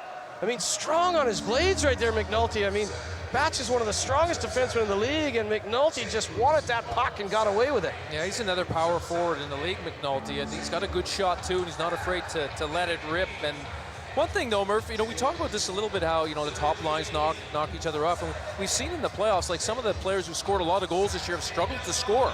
Now, Reed, for example, hasn't been scoring. He's had a lot of shots, but he hasn't been scoring, and sometimes when you're in that situation, you just got to keep going, keep shooting. Eventually, the scoring touch comes back. Coventry did a good job in the quarterfinals against the top line for Belfast, and earlier on, despite the scoreline, Dundee did a good job against the Pickenich line as well. For those top lines, they do get that defensive respect. They don't get much room, so it is that secondary scoring, as you saw a hat trick from Cooper earlier on that second line. Here's Ferguson. Crandall lifted his stick, but staying with it. Well, redirecting that was Ripplinger. Ripplinger has all the looks of a guy due, and he's all around the net here in period 2. Register gives it away to the aforementioned Ripplinger. Now Ferguson. Stephen Dixon comes in hard on Ferguson, leans on him, and it will be Levi Cable. 2 goals in the playoffs so far. Gets it to Ferguson. Back to Locke. Locke doesn't force it. Takes it around the goal, looking for a perfect outlet pass. Goes all the way around, rips it through the goal mouth and out the other side. Bolton pinching down on Crandall, but Cable. Good layers there from the Guildford Flames. Locke hammers it in hard. Dunbar chasing it down. Register will get there and play it tape to tape for Brendan Mickelson. He'll go high glass. Ewell. A minute to go in the second period. No goals as of yet in period 2. Just the 1 goal on the board. Jake Kugler in period 1. Lakovic out wide. Lakovic, well, the puck was just too far for him, or he might have had a step. Mickelson gets there first. Chip forward. Sanford off the shin pad of Ewell. That allows Lakovic and County to get going. County sends across ice. Nearly too many men on the ice there for Guildford. And now here comes Sanford. Sanford with that burst of speed to the backhand, scores! Puck to Twine, oh so fine. Sanford makes it 2-0 Cardiff. What a goal from Sanford. Under pressure, was still able to get a shot away and finish that one off. His burst of speed through the middle got him that space that he needed. He was under loads of pressure here. Does enough to just down on his knees, does enough to get that backhand shot away and score on Lindskog. You can see the back pressure coming from Ewell's all over him, but somehow or another Sanford gets the shot. Might have just went off the stick a little bit of Ewell to make it tougher on Lindskog. Fool him a little bit as you watch. He shoots it, little tip there, and it goes up and over the glove of Lindskog. To be honest, I think Lindskog's got to do a little better with that one. He should have been more aggressive. I think you've got to give full credit on the will to want that puck. I mean, Ewell, we just talked about how good he is defensive. He actually did a pretty good job on the back pressure. Sanford was down on his knees. And Sanford, all 5'7" of him. He's one of the smallest players on the ice, but he just wants that puck. And he flips it up and over the left hand of Lindskog. Second goal of the playoffs for Sanford, and that's a bit of a backbreaker with just 29.6 seconds remaining in the second period. That insurance marker that Cardiff would have so desperately wanted before 40 minutes hits the clock. Here's Waters. Waters on the feed from Dunbar, rips it up and over the blocker. Just 3 seconds remaining. Trapp puts it in deep. Crowcock will chase it down. Lamon will have the final touch. But Cole Sanford with just 29.6 seconds remaining, extending the Cardiff lead. They led 1-0 after 20. They'll head into the second intermission with a 2-0 scoreline and a piece of magic from Cole Sanford, who has a goal and an assist in this one for Cardiff.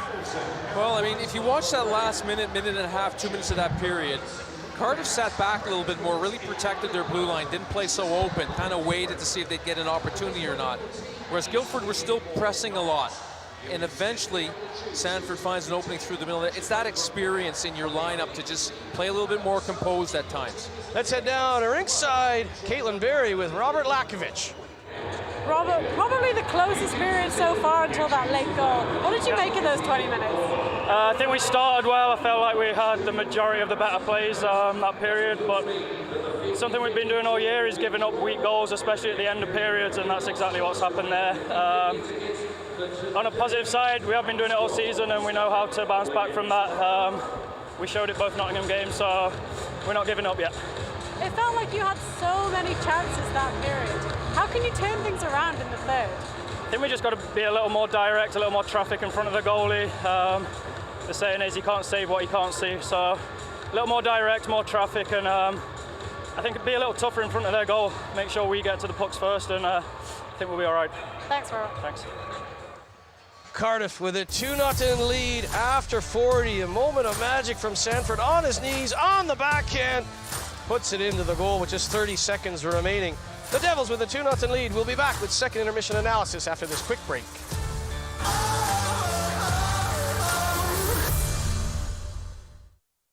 Welcome back to Motor Point Arena. Aaron Murphy alongside Paul Elliott. I just noticed, did you change your jacket after semifinal number 1? Well, did you have a blue jacket on earlier? Well, you don't wear your glasses enough, Murph. You know what? I realized halfway through the period I wasn't wearing my glasses, and I was going, I'm finding it hard to see the numbers here. So you put the glasses on. I see that you have a new jacket on. Leave it to the stylish man with his number retired down here, number 22. I've had to wear the same jacket all game long, and there's Paul Adey looking as fresh as a daisy. Looking as fresh as a daisy in that second period was the Cardiff Devils. I mean, they boxed out very well against the Guildford Flames. They absorbed a lot of pressure, which is hard to do, and they were rewarded with just 30 seconds remaining in that period, and a moment of magic from Cole Sanford. Yeah, I mean, he just broke through the middle of the ice, and he found that passing lane, found that opening, and although Yule was all over him, let's be honest, that's the goal of the weekend so far. I mean, on his knees, just a quick pass up. Cox makes that pass to Sanford on his knees, and Yule's all over him. Maybe Yule got a little bit of a nick on the puck, which fooled Lindskog, but right there, it's just a great backhand on his knees, Sanford. And yeah, we talk about don't get scored on the last minute of a period or the first minute of the period, and right here, the Guildford Flames take one late in the second period, which is a bad goal to take. It's a good point by you. In real time, you said that Yule reaching in. Yule did a good job. I mean, Sanford was forced down onto his knees on the back pressure. The unfortunate part is Yule leaves the stick in, and as Sanford backhands it, it pops off of Yule's stick and up and over Lindskog. So it's almost that old adage, okay, take the man, but leave the puck to the goalie. And Lindskog, I didn't think he had a good read on that because it deflected off the defenseman's stick. Yeah, there was definitely a deflection there, but I mean, Yule's doing the right thing. He's just trying to put pressure on Sanford. I mean, Yule had to recover some space there too, because Sanford had a couple of strides on him. Yule did a good job actually getting back. Just unlucky that the tip fooled Lindskog, end up in the back of the net, but it's one of those plays. You know, when I was saying that late in that period, Cardiff played a little bit more defensive than Guildford, and waited for an opportunity. They had the 1-0 lead, so they didn't need to force it at that point. You could see Guildford were forcing a little bit more. And I think that's the experience of the Cardiff Devils in the big games. They just played a little bit more defensive and waited if there was an opportunity. If they didn't get one, they didn't care because they were going to go with a 1-0 lead to the third period. Guildford kept pressing. They got caught out there. Goal and an assist for Sanford, 2 assists for Cox, and Kugler with a goal. So that line again coming up big. Before that goal, it was still 1-0. There were plenty of chances for the Guildford Flames, and they went close to tying things up, and no surprise, Waters just rears back and rips a wrist. I mean, that's a lovely drag and shoot through the screen, uses Mickelson as a screen. Caruth never saw it, but it's off the metalworks. Yeah, it's a great shot from Waters. He has a great shot, shoot the puck all the time, and he scores his goals, and you know, he'll probably get some more chances in this game because he seems to be creating a lot when he's out there on the ice. So he's a key guy right now for the Guildford Flames. Guildford's playing a good game. I just think that Cardiff is just a little bit more experienced. Plenty of chances. Shots on goal are 20-14 in favor of Guildford. Let's look at some of the work by Caruth there. That was behind him. And Dunbar, I think if Dunbar's a left-handed shot, he might have tapped that in. Yeah, you're right. He was in two minds. How do I approach this? How am I going to play this one as the puck's lying there? Richardson doesn't see Dunbar just sneaking in behind. And you can see Caruth. Caruth leaves his stick out there, which makes it tougher on Dunbar to see the puck clearly. And I think that probably saved him a little bit. So good active stick from Caruth, keeping it out just to make it difficult for Dunbar. This is a lovely play by Dunbar to Waters, and Waters just goes straight to the forehand, but a pad save by Caruth, and the secondary chance was bouncing on Waters. Yeah, Waters hasn't had much luck, especially in that second period. Two just rolled over his stick as he's trying to finish the play off, so he's had the opportunities. Lakovic to Griffiths as that puck bounced off a Batch's skate. Lakovic does the right thing, waits for Batch to go down, and just getting a piece of it, Griffiths, but look at that pad right up against the post from Carruth. Yeah, and I even think Richardson got his stick in there a little bit, but this time it didn't deflect past Carruth, where the other way it did end up past Lindskog. So there's another good quick shot from Guildford, just shooting through traffic, and there was a battle in front after that. But he's another one who's not afraid to shoot the puck. He gets pucks to net quickly. He's got a good shot, too. He's another player who looks a little bit dangerous for Guildford at the moment. Ferguson crashing the crease as well. Had a real good second period to Ferguson. Waters with a couple of chances. I think Paul Dixon will feel that, look, let's just stay with it. We're down by 2, but we could easily be 2-2 in this game as well. Yeah, I mean, you can see that he's moving his defense up a lot more in the play, too. But that second half of that second period, Watson was on the go. He had the green light. Locke went up the right side a couple of times, and even Ewell was coming down on the cycle. So they were way more in the game in that second period. I think we'll see a bit of the same in the third period because they're down 2, so they can't afford to sit back. They might play a little bit more defense for the first 10 minutes, but after that, he'll open up. His defenseman will be moving up the ice all the time. Well, let's head downstairs. The third member of our group, Caitlin Berry, is ringside with an update. Thanks, Murph. There are a few nervous moments on the Cardiff bench this game so far, with 2 of their key players going down here. Jake Kugler, obviously a huge part of this Cardiff lineup. Riley Brandt as well. There's also a moment in the first period where Ben Davies seemed to block a shot with his wrist and seemed quite hurt. But the good news is that all players are back on the ice, and I have just had word from the team trainer that they are all good, totally fine. Nothing that's going to pose a problem going forward, which is great news for Cardiff if they are starting to maybe look towards that final game tomorrow now. Back to you guys. Well, they're not going to tell you if they're any more banged up, because I know Ben Davis will play hurt. I know Kugler will play hurt. Riley Brandt doesn't seem to be bothered by anything physically from what we've seen so far this year. Good to hear. Great update from Caitlin, but both sides need everyone going in that third period. We also saw Waters look like he was shaken up, but didn't miss a shift. But he did seem to be labored a little bit. But it's the playoffs, and you know this from when you coached and played in this league. You're not going to come off unless you're literally not able to go. No, absolutely. No one's going to come out of the lineup unless they're so hurt that they can't play. I mean, no one wants to miss a third period coming up where the game is still, possible to win. So, I mean, if you look at both these two teams, they know that they have to find a way. If you look at the Devils don't have to open up so much. I mean, they can sit back a little bit more and wait for those opportunities. That's what they've been doing for a large part of this game. Whereas Guildford, at some point, are really going to have to be aggressive offensively if they're still down 2-0. But Guildford can score in bunches, too. We've seen that. Jamal Watson, I think, will be involved in this third period if the form from last Sunday's quarterfinal holds true. Sanford with a goal and an assist. The Devils with a 2-0 lead heading into the third period. Next on Premier Sports.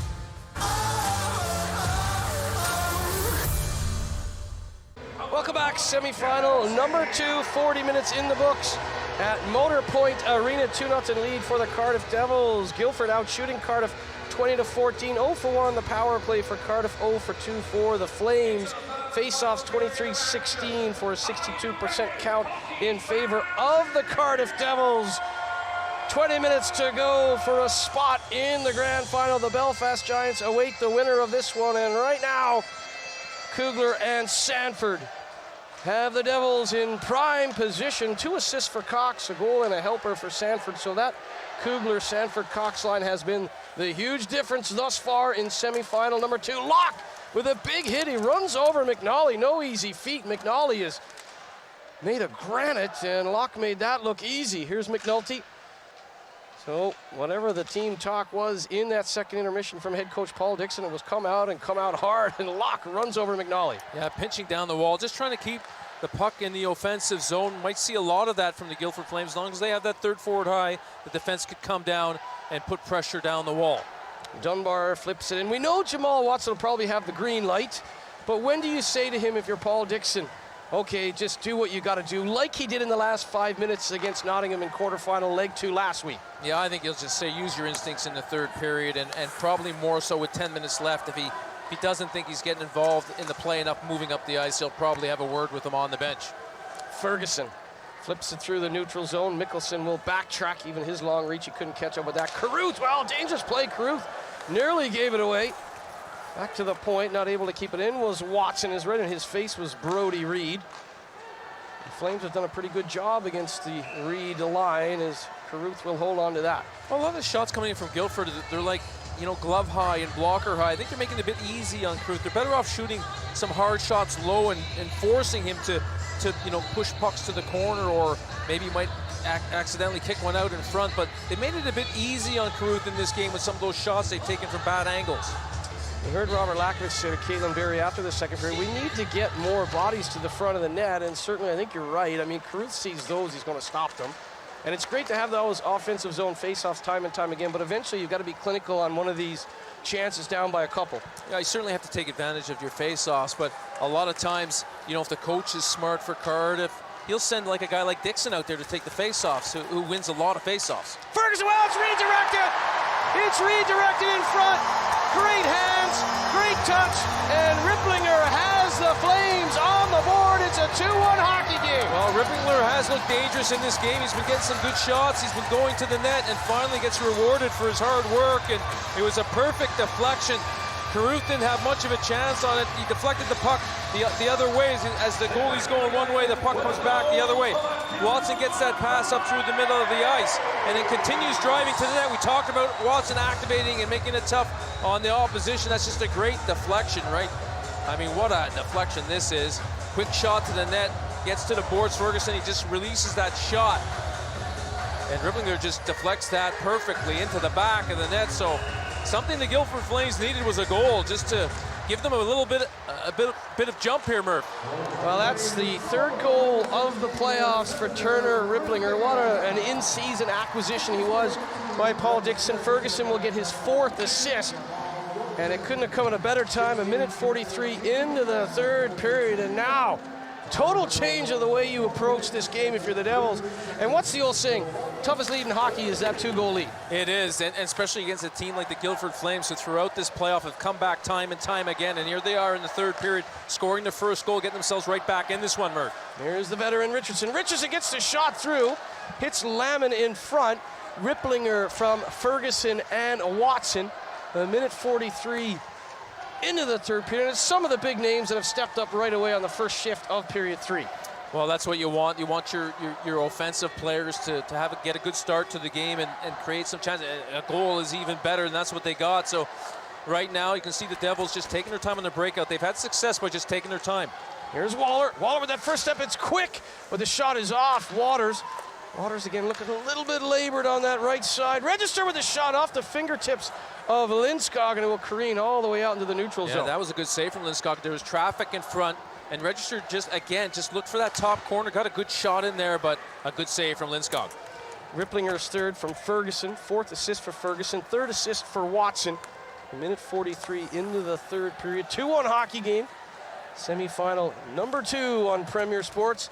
And of course, the Premier Sports Elite League Playoff Grand Final live and exclusive tomorrow, Sunday, May the 1st, from 4:30 p.m. Aaron Murphy, Paul Adey, and Caitlin Berry will be on the scene here at Motor Point Arena tomorrow. 5 p.m. face-up, but we are on air from 4:30. Giants are through, and they'll be waiting to see who they will play tomorrow. Here's Batch. Batch with the long-range shot. Getting the blocker up was Lindskog. Here's Dixon. Dixon puts it hard into the corner. Twirling away is Crandall. Crandall takes a chop from Watson. Watson trying to keep Crandall to the outside, back through the blue paint. Reed doesn't get a touch on it. Batch's shot was blocked in front by Locke. Cable just flips it forward to Ripplinger. Ripplinger, high shot off the blocker of Carruth. Big rebound, but nobody home, but Cable will keep it alive. Ripplinger's taking some punishment in front. Works it along to Ferguson. Ferguson backhands it through the blue paint and out the other side, and Watson will keep it deep. And look at Cable. Cable is right in front of Carruth, trying to take away his eyes, gets knocked over. They're going to those greasy areas now, much like Robert Lakovich said, we got to get bodies in front.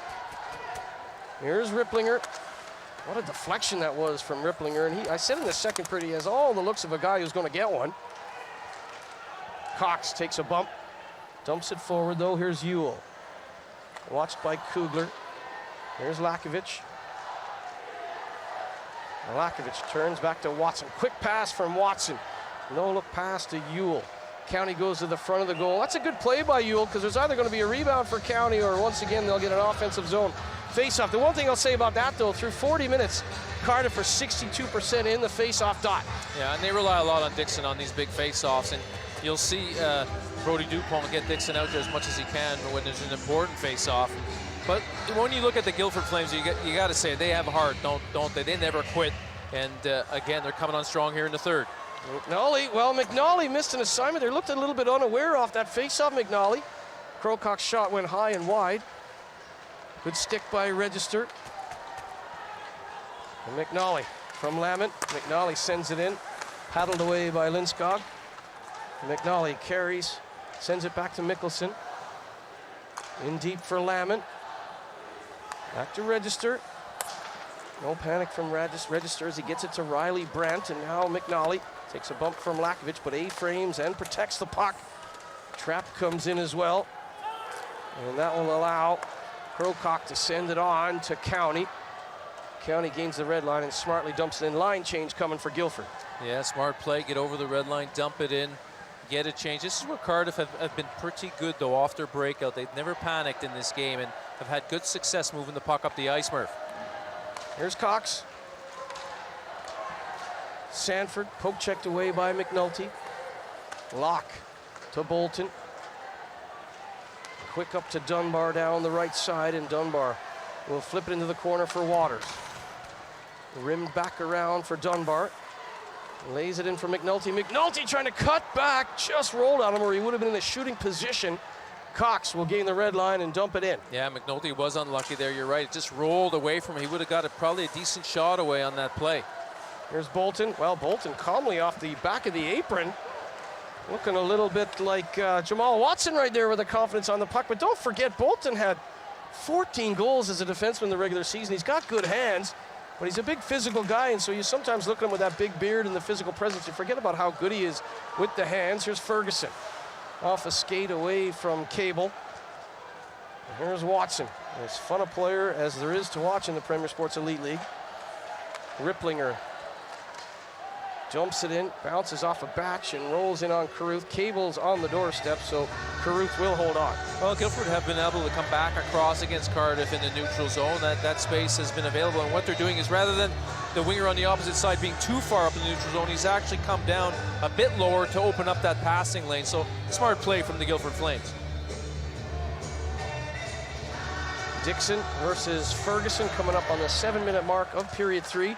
Punching it through. Well, Ripplinger is absolutely seeing the puck so well. He's got such confidence on the puck. Off a tie-up on the face-off, he still gets a shot through the blue paint. Here's Watson. Watson gives it away. Watson will stay with it. Collects it. Sends it down the wing to Ewell, who will hammer it in for Levi Cable. Cable put it out front. Dixon. Dixon gives it back to Ferguson. Dixon not happy with that, so he's going to try and bull his way forward on Ferguson, but it's Watson. Watson with his shot. Ripplinger looking for another deflection. He's causing all sorts of problems in front as Turner Ripplinger. Back the other way, though, comes Crandall. Crandall drops it for Register. Register in front, redirected by Dixon, but Lindskog was square to the shot. Yeah, a good save from Lindskog, and quickly Cable goes the other way, dumps it in and chases it, Murph. Cable against Register. Hip check by Register. Lakovic, good hands by Lakovic. Takes a bump, but stays strong on his skates. Geary comes in to help out. Lakovic kicks it forward, but Cable had vacated that particular spot on the ice to make a line change, and that'll allow Cardiff to come away with time. Well, Cardiff haven't panicked. I mean, they took that goal, but they've settled down, and they got back to their game plan and just playing a smart hockey game right now. There's Riley Brandt trying to muscle his way out front into the goal mouth. Pad save by Lindskog, and the rebound bounced away from McNally. Good play by Riley Brandt. Yeah, great play. Again, just threw it in front, but he threw it low that time. It's harder for the goalie to handle that rather than if you try to throw it high across the goalie. Lamont loses the puck to Waters. Back to Spencer Trapp.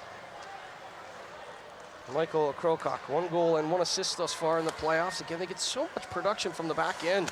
Paul Dixon's side. Here's a chance out front. Dunbar with a quick wrist shot up into the body of Carruth. He will hold on. 11-12 remaining in the third period. 2-1 Cardiff. Will be back after this quick break on Premier Sports.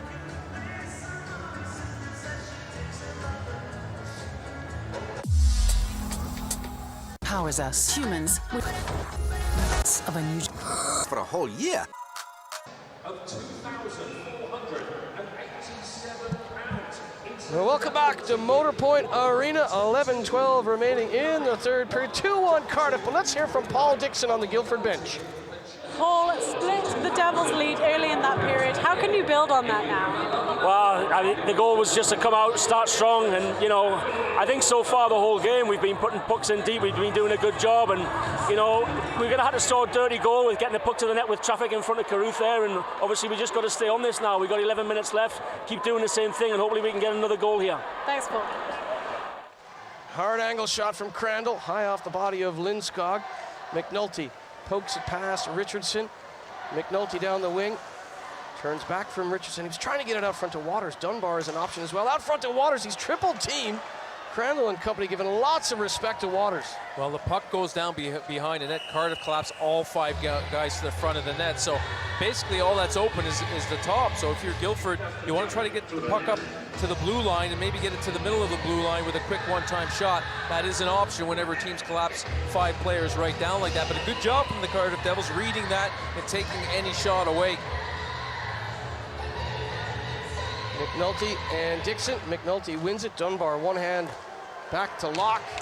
Good play there by Reed stepping up on Locke. Puck bounces all the way back down to the Guildford goal line. Here's Bolton. Bolton down the left side. Waters.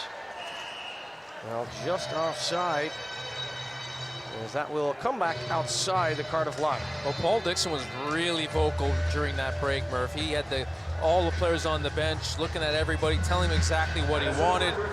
He's just trying to get every bit of energy out of his team right now, and there was a good reaction. I noticed straight away they came out flying again as soon as the puck was dropped, so he certainly gets their attention when he speaks up.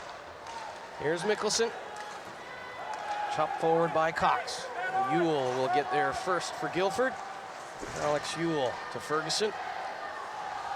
Here's Watson. Well, here's what we meant by green light. Look at Watson. Watson sprinting out wide. Watson looking for the lane. Mickelson stays right with him. Great defensive work by Mickelson on the ever dangerous Watson. Yeah, that's a good defense from Mickelson. He just kept his stick, played stick on stick. Did not give Watson that shot. Watson put a couple of good fakes in there, but Mickelson with, like you say, that NHL experience, he handled that really well. Here's the shot from Watson. And long range, now to the top of his crease was Carruth to hold on. Well, I think Watson probably had a little bit more time to take that a little bit lower and then release that shot. He was at the end of his shift, probably didn't have, I don't think he's overly happy with himself. I think he thought he could have done a little bit better, but again, good stick coming across from Lewis on that one, staying after Watson. Obviously the Devils know Watson's a threat when he's coming up the ice. They treat him like a goal-scoring forward. Lakovic versus Lamin. Lakovic tries to go forward. Lamin doesn't buy that. Lakovic stays with it, try to punch a shot through, and once again, Carruth happy to take the face-off. Well, these face-offs are so important now. You're under 10 minutes. You've really got to, everyone has to know who their man is. You've got to come in and help out if your centerman doesn't win it clean, and that sometimes decides the face-off, Murph. Well, these two teams met 10 times between league and cup play this past season. 5 games needed overtime, and one of those needed a shootout. So no surprise to see these teams in a one-goal game again. Here's Krokock. Krokock with the shot. Lakovic has done a real good job on those last 2 face-offs. It will be Cardiff now, down the wing. Well, Brandt! Trapp tried to hit him, and Brandt said, trapped to the ice. As we said earlier, there's not much that seems to bother Riley Brandt when it comes to physical play. He seems to thrive on it. But Trapp, to his credit, bounced right back up.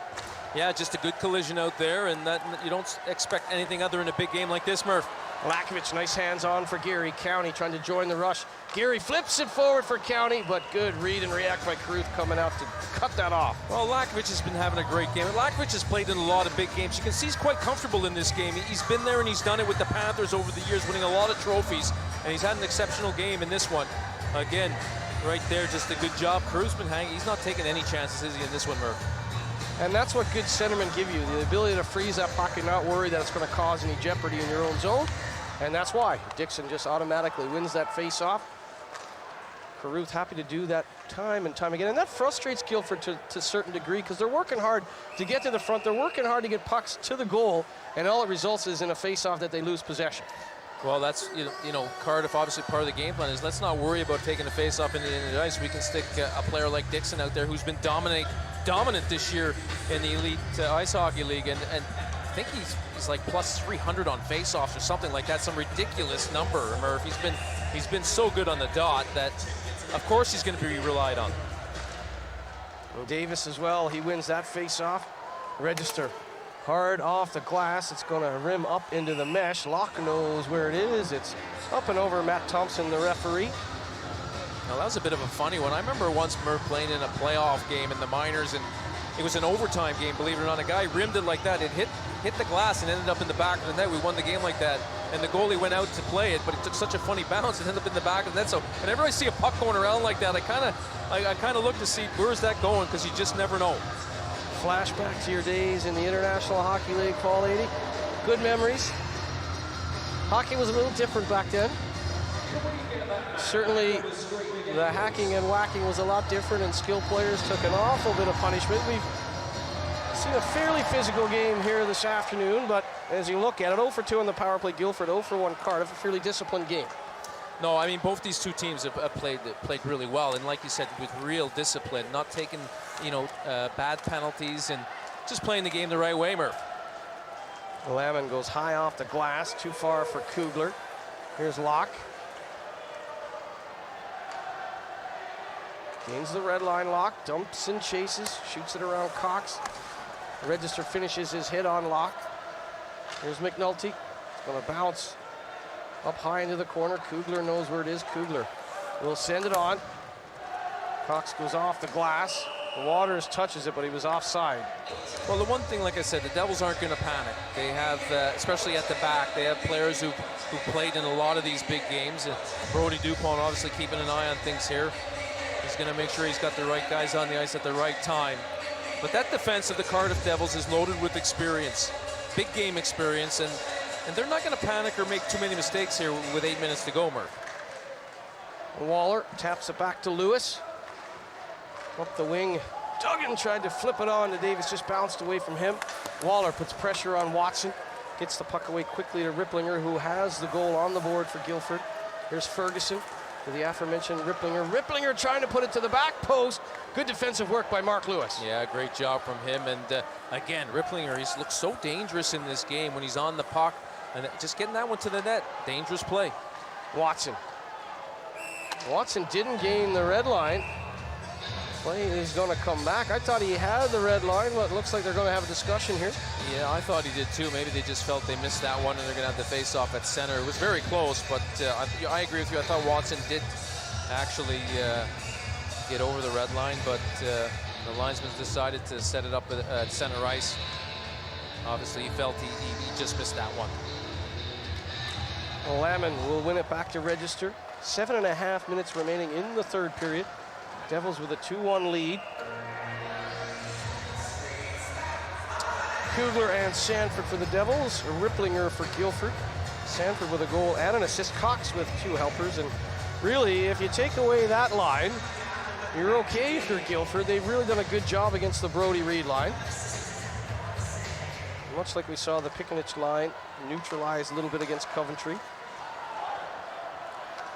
So that's a good point by you. Sometimes those top lines cancel each other out, and it's that depth scoring that wins playoff time. There's McNally. Bats it into the corner. Lindskog comes out to play it. Cable. Now Watson.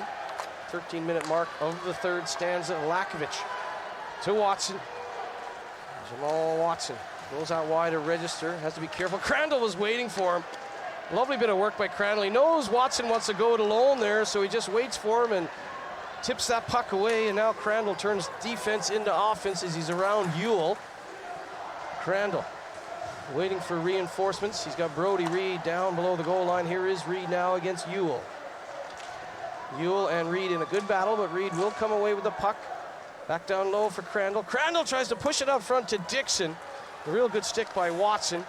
Watson trying to flip it through the neutral zone. Comes off a Reed for County, and we're down to 6:20 remaining in the third period. Watson flips it through the middle of the ice for Waters. Waters on the backhand, flips it in. Mickelson gets there first. Waters tracking him down. Dunbar had pressure on the puck as well, but Reed will get the puck up and down for Cardiff. Line change for the Devils as Krokock comes in. Krokock gives it away to Mickelson. Mickelson goes high off the glass. Kugler stays with it. Here comes Sanford and Cox. 3-on-2 with their top line right now. Here's Kugler. Kugler rips the wrist shot high and wide. And you figure with 5:45 to go, that might have done it for Cardiff. But once again, it's the Cox-Sanford-Kugler line. Here's Krokock for Dunbar. Dunbar with a nice little cutback, had Batch turn the wrong way. Dunbar goes around, back to Trapp. Trapp fakes the shot, leaves it for Dunbar, but Sanford is right there. He's at the end of a long shift. Smartly gains the red line and dumps it in. Yeah, you can see that they were a little bit tired, but they're so dangerous going the other way. Cox is smart, though. He continues to forecheck to buy his teammates time to change. He'll try to go for a change now after the other players have come on the ice fresh. So good job from Cox, not just making it easy for Guildford to come out of their end of the ice. Ripplinger met by Batch. Good layers as Brant supports Josh Batch. Here's Trapp for Ferguson. Out wide. It around for Ripplinger. Batch got there first, though, and now Lamon against Cable. Inside 5 minutes remaining. 1-goal hockey game at Motor Point Arena. Spot in the grand final up for grabs. Bolton to Locke. Locke punches it through. It came off of Ripplinger. And once again, Ripplinger trying to do a good job of screening Carruth in the net. Here's Ferguson. Ferguson down low, trying to get through to Ripplinger. Score! Ripplinger gets his second! 2-2 hockey game. The Flames are hot now. Wow, what a play on the cycle. Ferguson fakes the draw pass to Locke as the defenseman goes down the boards, fakes that and freezes everyone for the Devils. Then comes through the middle and fires a low shot to the net with traffic in front, and Ripplinger, watch the fake here on the cycle. Fools everybody, fools 3 Cardiff players. Shot comes through, Carruth wasn't able to handle that rebound, but Ripplinger, who time and time again in this game seems to be involved in the play offensively. Puck, they do get a little bit of a gratuitous bounce on that one, but Ripplinger jumps on it and finishes it off and ties it. How many times are the Guildford Plains going to come back in these playoffs, Murph? They have made it a habit, and Ripplinger with his second of the game, 4th of the playoffs. Ferguson and Cable will draw assists. 3rd assist for Cable, 5th assist, 2nd of the game for Ferguson. And with 4:32 remaining, another fight back from the Flames. Well, amazing stuff. This team just doesn't quit. They just keep going no matter what the situation is. And I mean, Cardiff, we're trying to just close the game down and finish it off. But credit to the Guildford Flames, they just have not stopped the pressure against the Cardiff Devils. You say it time and time again, but it always comes true. The toughest lead in hockey to defend is that 2-goal lead. 2-0 after 40 minutes in favor of Cardiff. Ripplinger with 2 unanswered here in the 3rd. And 2 greasy goals. Neither one will be on a highlight reel as far as dancing through the squad. But 2 really hard-working goals from Ripplinger. Locke with the shot. County trying to redirect that. And right now, nervy moments for the Cardiff Devils, looking a little bit undone in their own zone as County wins that puck from Mickelson. Here's Lakovic. Crandall. Kind of gloved that down was McNulty. Reed had to stay on side or he might have been able to get away. Here's Locke. 3.5 remaining. We talked about it. 10 meetings between League and Cup. 5 of them needing overtime. These 2 teams have been going hammer and tongs all season long in League and Challenge Cup play. Well, they match up very well because of the speed on both teams. Both teams have some very quick forwards, and I think that's the reason why the games become so competitive, because they have those opportunities going, the other way on the quick transitional plays. Here's Batch. Batch drops for Kugler. The Kugler line trying to, again, steady things for Cardiff. Sanford with the shot, came off of Watson. Cox stays with it. Cox is going to draw a penalty. Kept his feet moving. And with 3 minutes remaining, the Cardiff Devils go into the power play. Well, again, Cardiff, this line, they just make things happen when they're out there in the ice. And Cox, you're right, he just drove hard through the middle. Little stick handle move, did enough to draw a penalty there. You can see, again, Cardiff just tried to get that shot to the net. Cox jumps on it and just splits the 2 guys in front, and they get a few sticks in there, and Cox goes down. And I think McNulty goes off there with the penalty for a trip. But again, it's the speed of the Cox, Sanford, and Kugler line.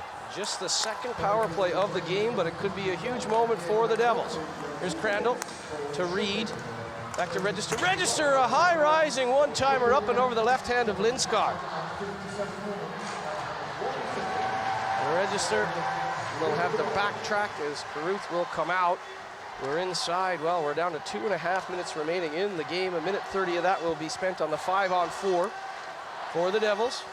Dixon knocked over by Griffiths. Kept his calm to move the puck down low to Reed.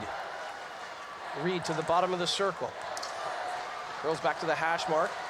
Here's a chance. Oh, Crandall! Crandall! Power play goal! Devils are back in the lead. 3-2 hockey game. Well, Crandall was playing the point on the power play. He drove down wide, and the Devils moved it from behind the net from one side to the other. Nobody picked up Crandall. As he comes down, you can see on the replay, nobody has Crandall. Everybody forgets about him, so he's wide open for a quick shot.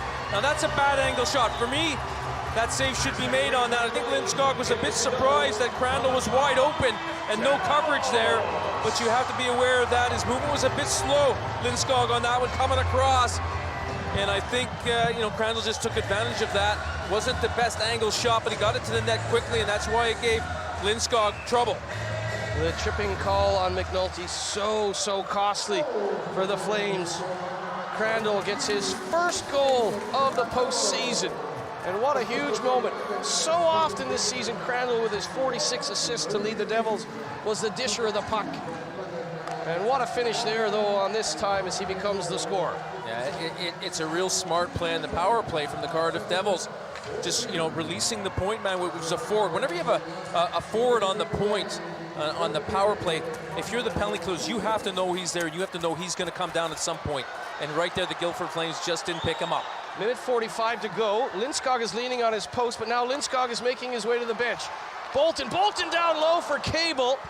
Lindskog, he was going, but he's come back as he sees Brandt and company coming forward. Smart read and react from Lindskog as he was going for the 6-on-5, and now Lindskog, the Swedish netminder, will sprint to the bench. 6-on-5. The Flames are all in. 1:15 remaining in the game. A 3-2 scoreline in favor of Cardiff after that power play goal from Crandall. Can they come back again? The comeback kids, they've done it in the quarterfinals. Can they do it here on semifinal Saturday? McNulty goes to the front of the net. County knocked off the puck. Watson sends it across inside. A minute remaining now. Puck bounces up into the air. Bolton knew where it was. Sends it on to Dunbar. Dunbar knocked over by Register. Penalty coming up now.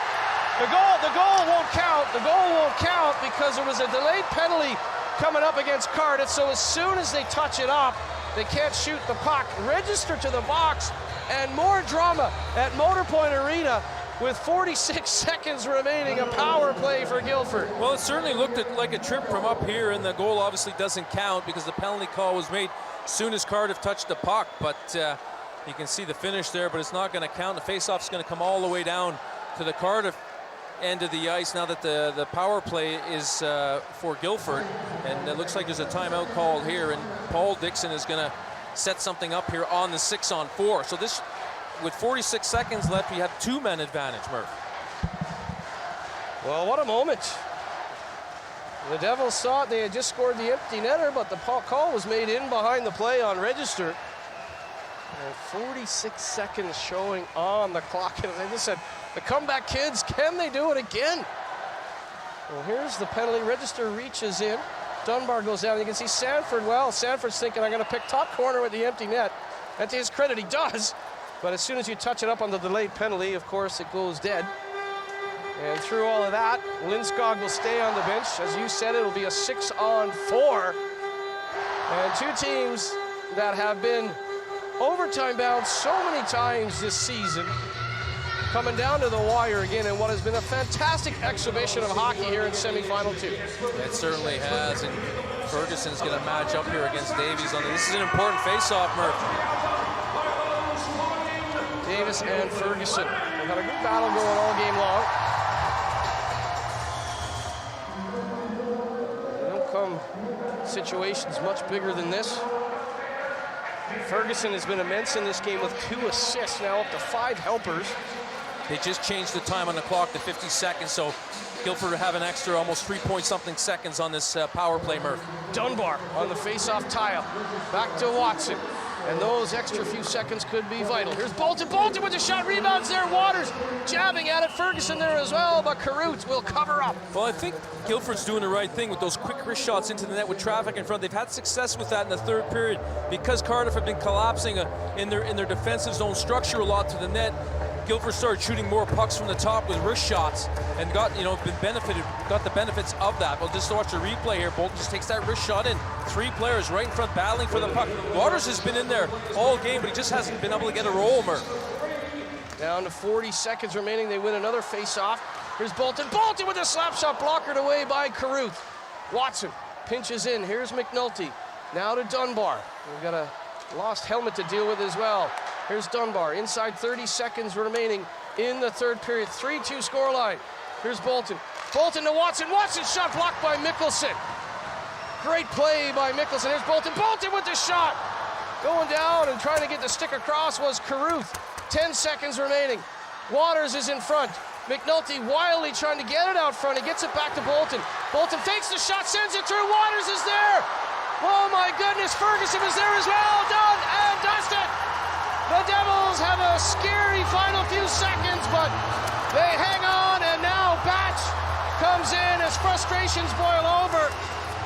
Batch came in, I believe it's Ferguson drawing the ire of big Josh Batch. As certainly Ferguson and company had chances in those dying moments, so a little bit of frustration there.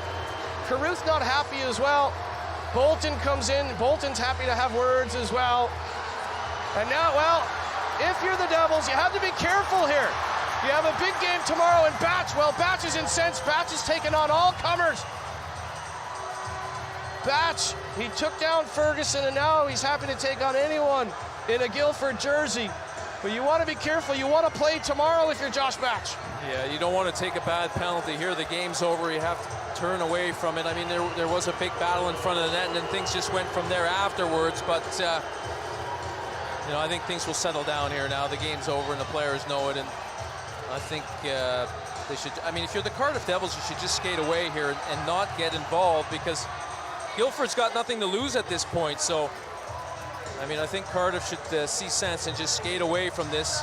I think Lewis, you know, one of the toughest players on the ice, is just pulling his teammates away and saying, listen, guys, it's not time for a fight. We've won the game. We're going to the final. Let's skate away from this. 3-2 the final in favor of the Cardiff Devils. It will be a rematch of the Challenge Cup final as Belfast and Cardiff will contest the playoff final 2022. There were no playoffs in 2020 or 2021 because of obvious reasons with COVID-19.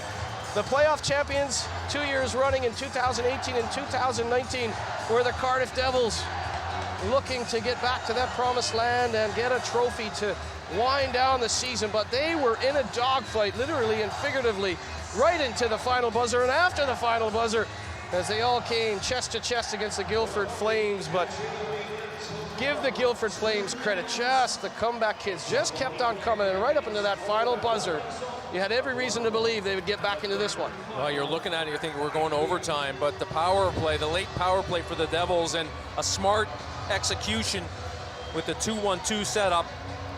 Crandall comes down as a forward, playing the right point for the Devils, comes down and gets that pass, and bad angle shot, but finds a way to score. And the Devils are on their way to the final, Murph. Matt Carruth, he had some nervy moments in those final few seconds as it was a 6-on-4 in favor of Guildford. What a third period from Turner. Ripplinger looked like they were done at 2-0. Ripplinger with 2 goals in those greasy areas. But it was Crandall with 2:18 left in the third period from Dixon and Reed on the power play. And Crandall, so often the assist maker, got that big goal. He hasn't scored a bigger goal this season, I don't think, Justin Crandall. No, that's probably, absolutely one of the biggest goals of his season, no doubt about that. And I mean, the Devils were under pressure. You're right. Guildford just, you know, team full of heart, character, never quit, kept coming back. Once they got that first goal, you knew that the pressure was going to continue from the Guildford Flames. And they started to read the play well in the offensive zone, realizing that the points were open. They went to the points more, went with more wrist shots from the point just to get players in front for deflections. I thought they had success with that, and came close to tying that game up again late on. That puck was rolling around the front of the net, and good job from the Devils again. Everybody collapsed down. We're able to clear it eventually, but there was some opportunities in there for Guildford. Some relief on the faces of the Cardiff Devils, pushed to the limit again as they've been all season against the Guildford Flames. But on the screen to your left, number 22, Justin Crandall. They're talking about what happened after the whistle with Batch just manhandling a few guys, but just a little bit of frustration boiling over for the Guildford Flames, who knew they were a bounce away from overtime here. Well, they certainly were. I mean, they were in the game. You know, they played a good 60 minutes. You can't say they had a weak period. I think the Devils took advantage of their chances when they had them. Pretty sure that Guildford outshot Cardiff in this one by at least probably 10 shots overall, Murph. And here's the battle at the end of the. I think Batch just comes in and grabs Ferguson there. Ferguson, I think. Well, I don't know. Carruth gets involved. I don't know why he got involved all of a sudden. It was Mickelson, it looked like, was involved, but Carruth, he can't come out of his net there, and unless maybe he whacked Carruth or something, but he was digging on a couple of those plays on the 6-on-4, Ferguson, and but guys are digging, but I think the goalie's got to stay in his net and gotten, you've won the game. I think Carruth reacted probably too much on that one. Ripplinger, the man of the match for the Guildford Flames, and of course, what a game by Ripplinger. 2 goals in the third period to push the Devils to the limit. This is a good hockey team with a really good coach in Paul Dixon, and certainly they could have easily, they know they were a bounce away from forcing overtime. They have nothing to be ashamed of. This was a magnificent semi-final between the number 3 seed Cardiff and the number 5 seed Guildford, but now Cardiff will go on to face the Belfast Giants, a rematch of the Challenge Cup final, as the Guildford Flames salute the traveling support here at Motorpoint Arena. Well, the Guildford Flames are getting applause from all the fans, Murph, and certainly the fans appreciated their effort and the entertainment that they put out there on the ice in this game. Never quit, never died, never said die. Let's head downstairs now. The game-winning goal was Crandall. He's with Caitlin Berry ringside. Hard-fought win, spirited end to the game. What did you make of that game? Well, to be honest, I don't think we had our best tonight. Credit Guildford, they came hard and put the pressure on all game. Since Coach Dupont's taken over, we've really improved our D zone, and we just bend but didn't break. How important is getting that first goal in the first period in games like this? Yeah, it's big. I mean, again, they kind of took it to us early on, and that's what Kugler, Sanford, and Cox have been doing, is they're game breakers, and out of nowhere they can make a quick play and get a goal, and gives the boys some confidence. You're facing the Belfast Giants in the final tomorrow. What are your thoughts on them as an opponent? Well, I'd lie if I said that's not who we were looking at and wanted the whole time. We want some revenge for a bad missed call earlier in the year, and then obviously that Challenge Cup loss in overtime. So I think it's 2 of the best teams all year, and we're excited for a good one. Thank you. Yeah, thanks, Ed. Justin Crandall, the game-winning goal with 2:18 remaining. It was a power play goal on the back post. He rips it under Lindskog, a 3-2 final in favor of Cardiff. We'll be back with post-match analysis on Premier after this quick break.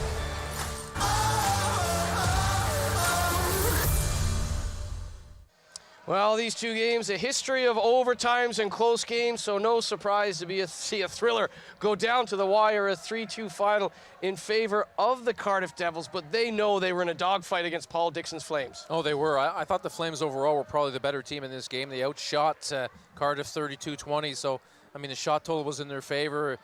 They put more pressure on the Devils than the Devils put on them. I mean, the Devils are very solid. They were very solid in their defensive zone, and they didn't give a lot of great scoring opportunities. I mean, the goals that eventually came were from those battles in front of the net.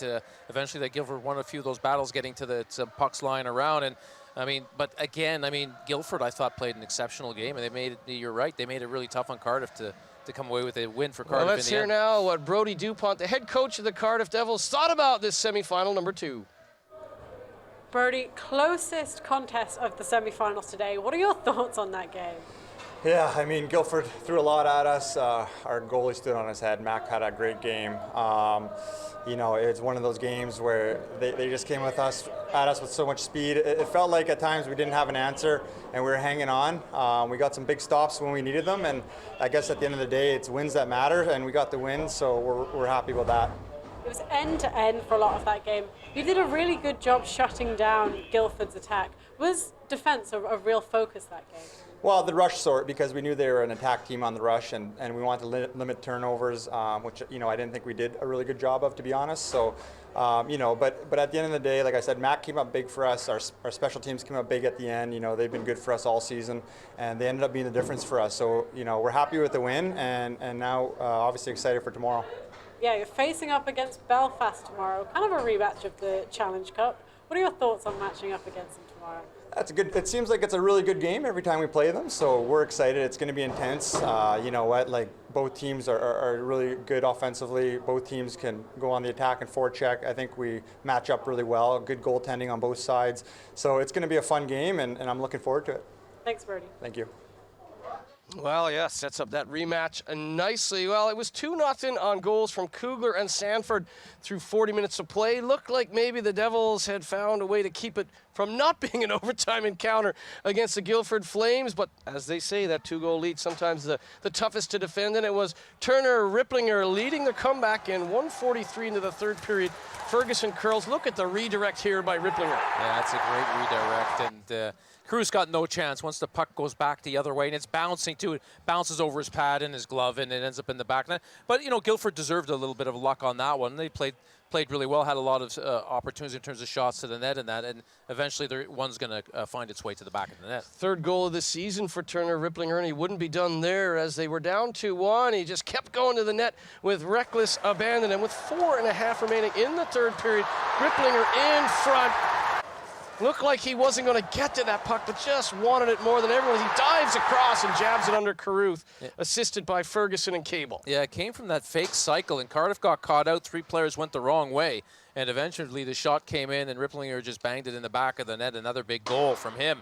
And at that point, it was 2-2, and Guildford were coming. They had the momentum in that third period. A couple of assists from Ferguson, a couple of big goals from Ripplinger. Looked like we were possibly going to a 6th game this year between these two squads, going to extra time, but a late penalty against the Guildford Flames, and it was so often the playmaker Crandall becoming the goal-scoring hero on the power play for the Cardiff Devils. Reed to Dixon to Crandall. Game over. Yeah, I mean, it was a well-set-up play. I mean, the forward playing defense comes down the right side, right shot, and he's in a position to release a quick shot. It's a bit of a bad angle shot for me. Lindskog, I think he kind of misses that one, but it's well executed from the Devils, and they take that. You can see the elation there. They're really happy to get that goal because Guildford were fighting back, and it looked like Guildford were on their way to winning that game because they had the momentum, but that goal in the power play, that basically settled the Devils down. Well, they had their chances because the Devils took a late penalty too. They pulled the goalie for the 6-on-4. They were all around the goal mouth, and we saw, they couldn't get one past Carruth, who had 30 saves in the game.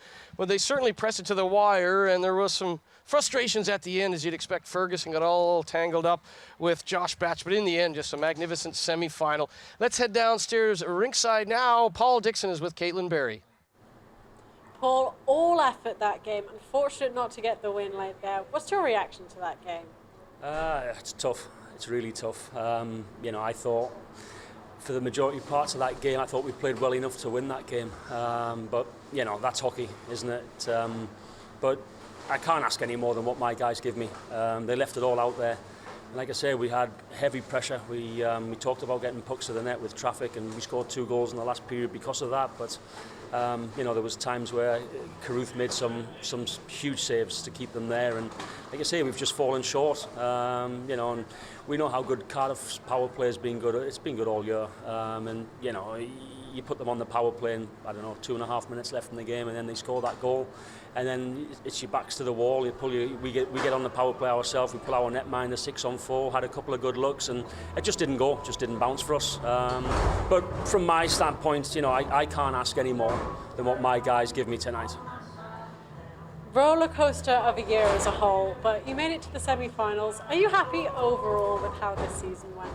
Yeah, I am in a way, but I'd be more happy if I was stood here being in the final tomorrow, absolutely. But, you know, I think if we look back at the course of the season, yeah, I mean, obviously 5th place, mid-table, you know, there was a point there where we were down in 8th, didn't look as though we were going to make the playoffs, and then we put a run together at the end, so very happy with that finish. And then, you know, to obviously beat Nottingham in the quarter-final to get here today, and then, you know, tonight, obviously, we just fell short there. Thanks. You can tell he's heartbroken, and from a roller coaster indeed. They lost 12 games in a row. At one point they were down in 8th, and as Paul Dixon said, maybe they would have been happy with an 8th place finish to get into the playoffs at certain points, but they worked their way up to 5th. They had to come back 5 or 6 times against Nottingham. They came back from 2-0 down here this evening. Just a real gritty performance. They do miss a likes of a Tristan Fry as well, so everyone's been touched by injuries this season, but maybe just a game breaker away from forcing overtime here against Cardiff. Yeah, they weren't far off. I mean, they played great. I mean, they have nothing to feel bad about. And Paul Dixon did a great job. The team was well prepared, really executed well, played hard, never quit. And that was their mentality throughout the playoff. And probably the last 10 games of the season were to get into the playoff. So, I mean, they came very close to winning that game. And unfortunately, you know, when you play against these teams with a lot of experience in the lineup, they seem to find a way to win. And the Devils, you know, really wanted to go up against the Giants again in a final to try to get their revenge. Top power play in the league. You give them a power play with less than 2.5 remaining, it's always going to be trouble. And it was Crandall with the power play goal, the game winner. Well, it's all down to the grand final tomorrow, Sunday, May 1st. A rematch of the Challenge Cup final, the Belfast Giants versus the Cardiff Devils. The Belfast Giants winning in overtime in that Challenge Cup final. And you know the Cardiff Devils just want to stop the Grand Slam ambitions of their great rival. But the Giants will be ready, and the Giants have that little bit of extra rest, which could be a factor because they played the early fixture early on, a 6-0 win over the Dundee Stars. Face-off is 5 p.m. tomorrow, but we are on air from 4:30 p.m. with the pregame show. So your final thoughts from a busy day here at Motor Point Arena, Paul? Well, I thought the second game was a great game, very competitive game. I think in the first game, the Giants just showed, you know, how good they are.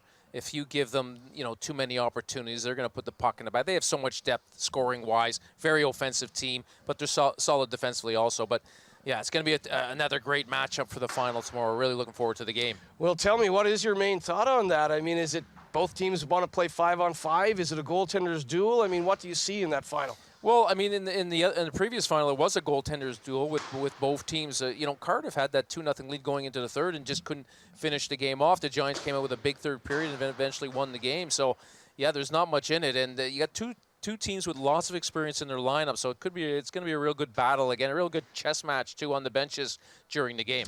I guess the final point for me is the Brody Reed line has been neutralized somewhat in the playoffs. The Pickenich, Conway, Goodwin line on the other side for Belfast has been neutralized a little bit. Maybe it's a case of whichever one of those lines gets going tomorrow, and that's who wins this grand final. But what an honor it's been to bring you over 6 hours of hockey coverage today at Motor Point Arena. The Giants with a 6-0 win over Dundee, a 3-2 win for the Devils over the Guildford Flames. For Paul, Caitlin, and the entire Premier Sports TV crew, I'm Aaron Murphy. Until tomorrow when we do it all again, 4:30 p.m. pregame show at Motor Point Arena, 5 p.m. face-off as the Giants and the Devils face off for the 2022 playoff grand final. Until then, keep your head up and your stick on the ice. Goodbye for now from Motor Point Arena.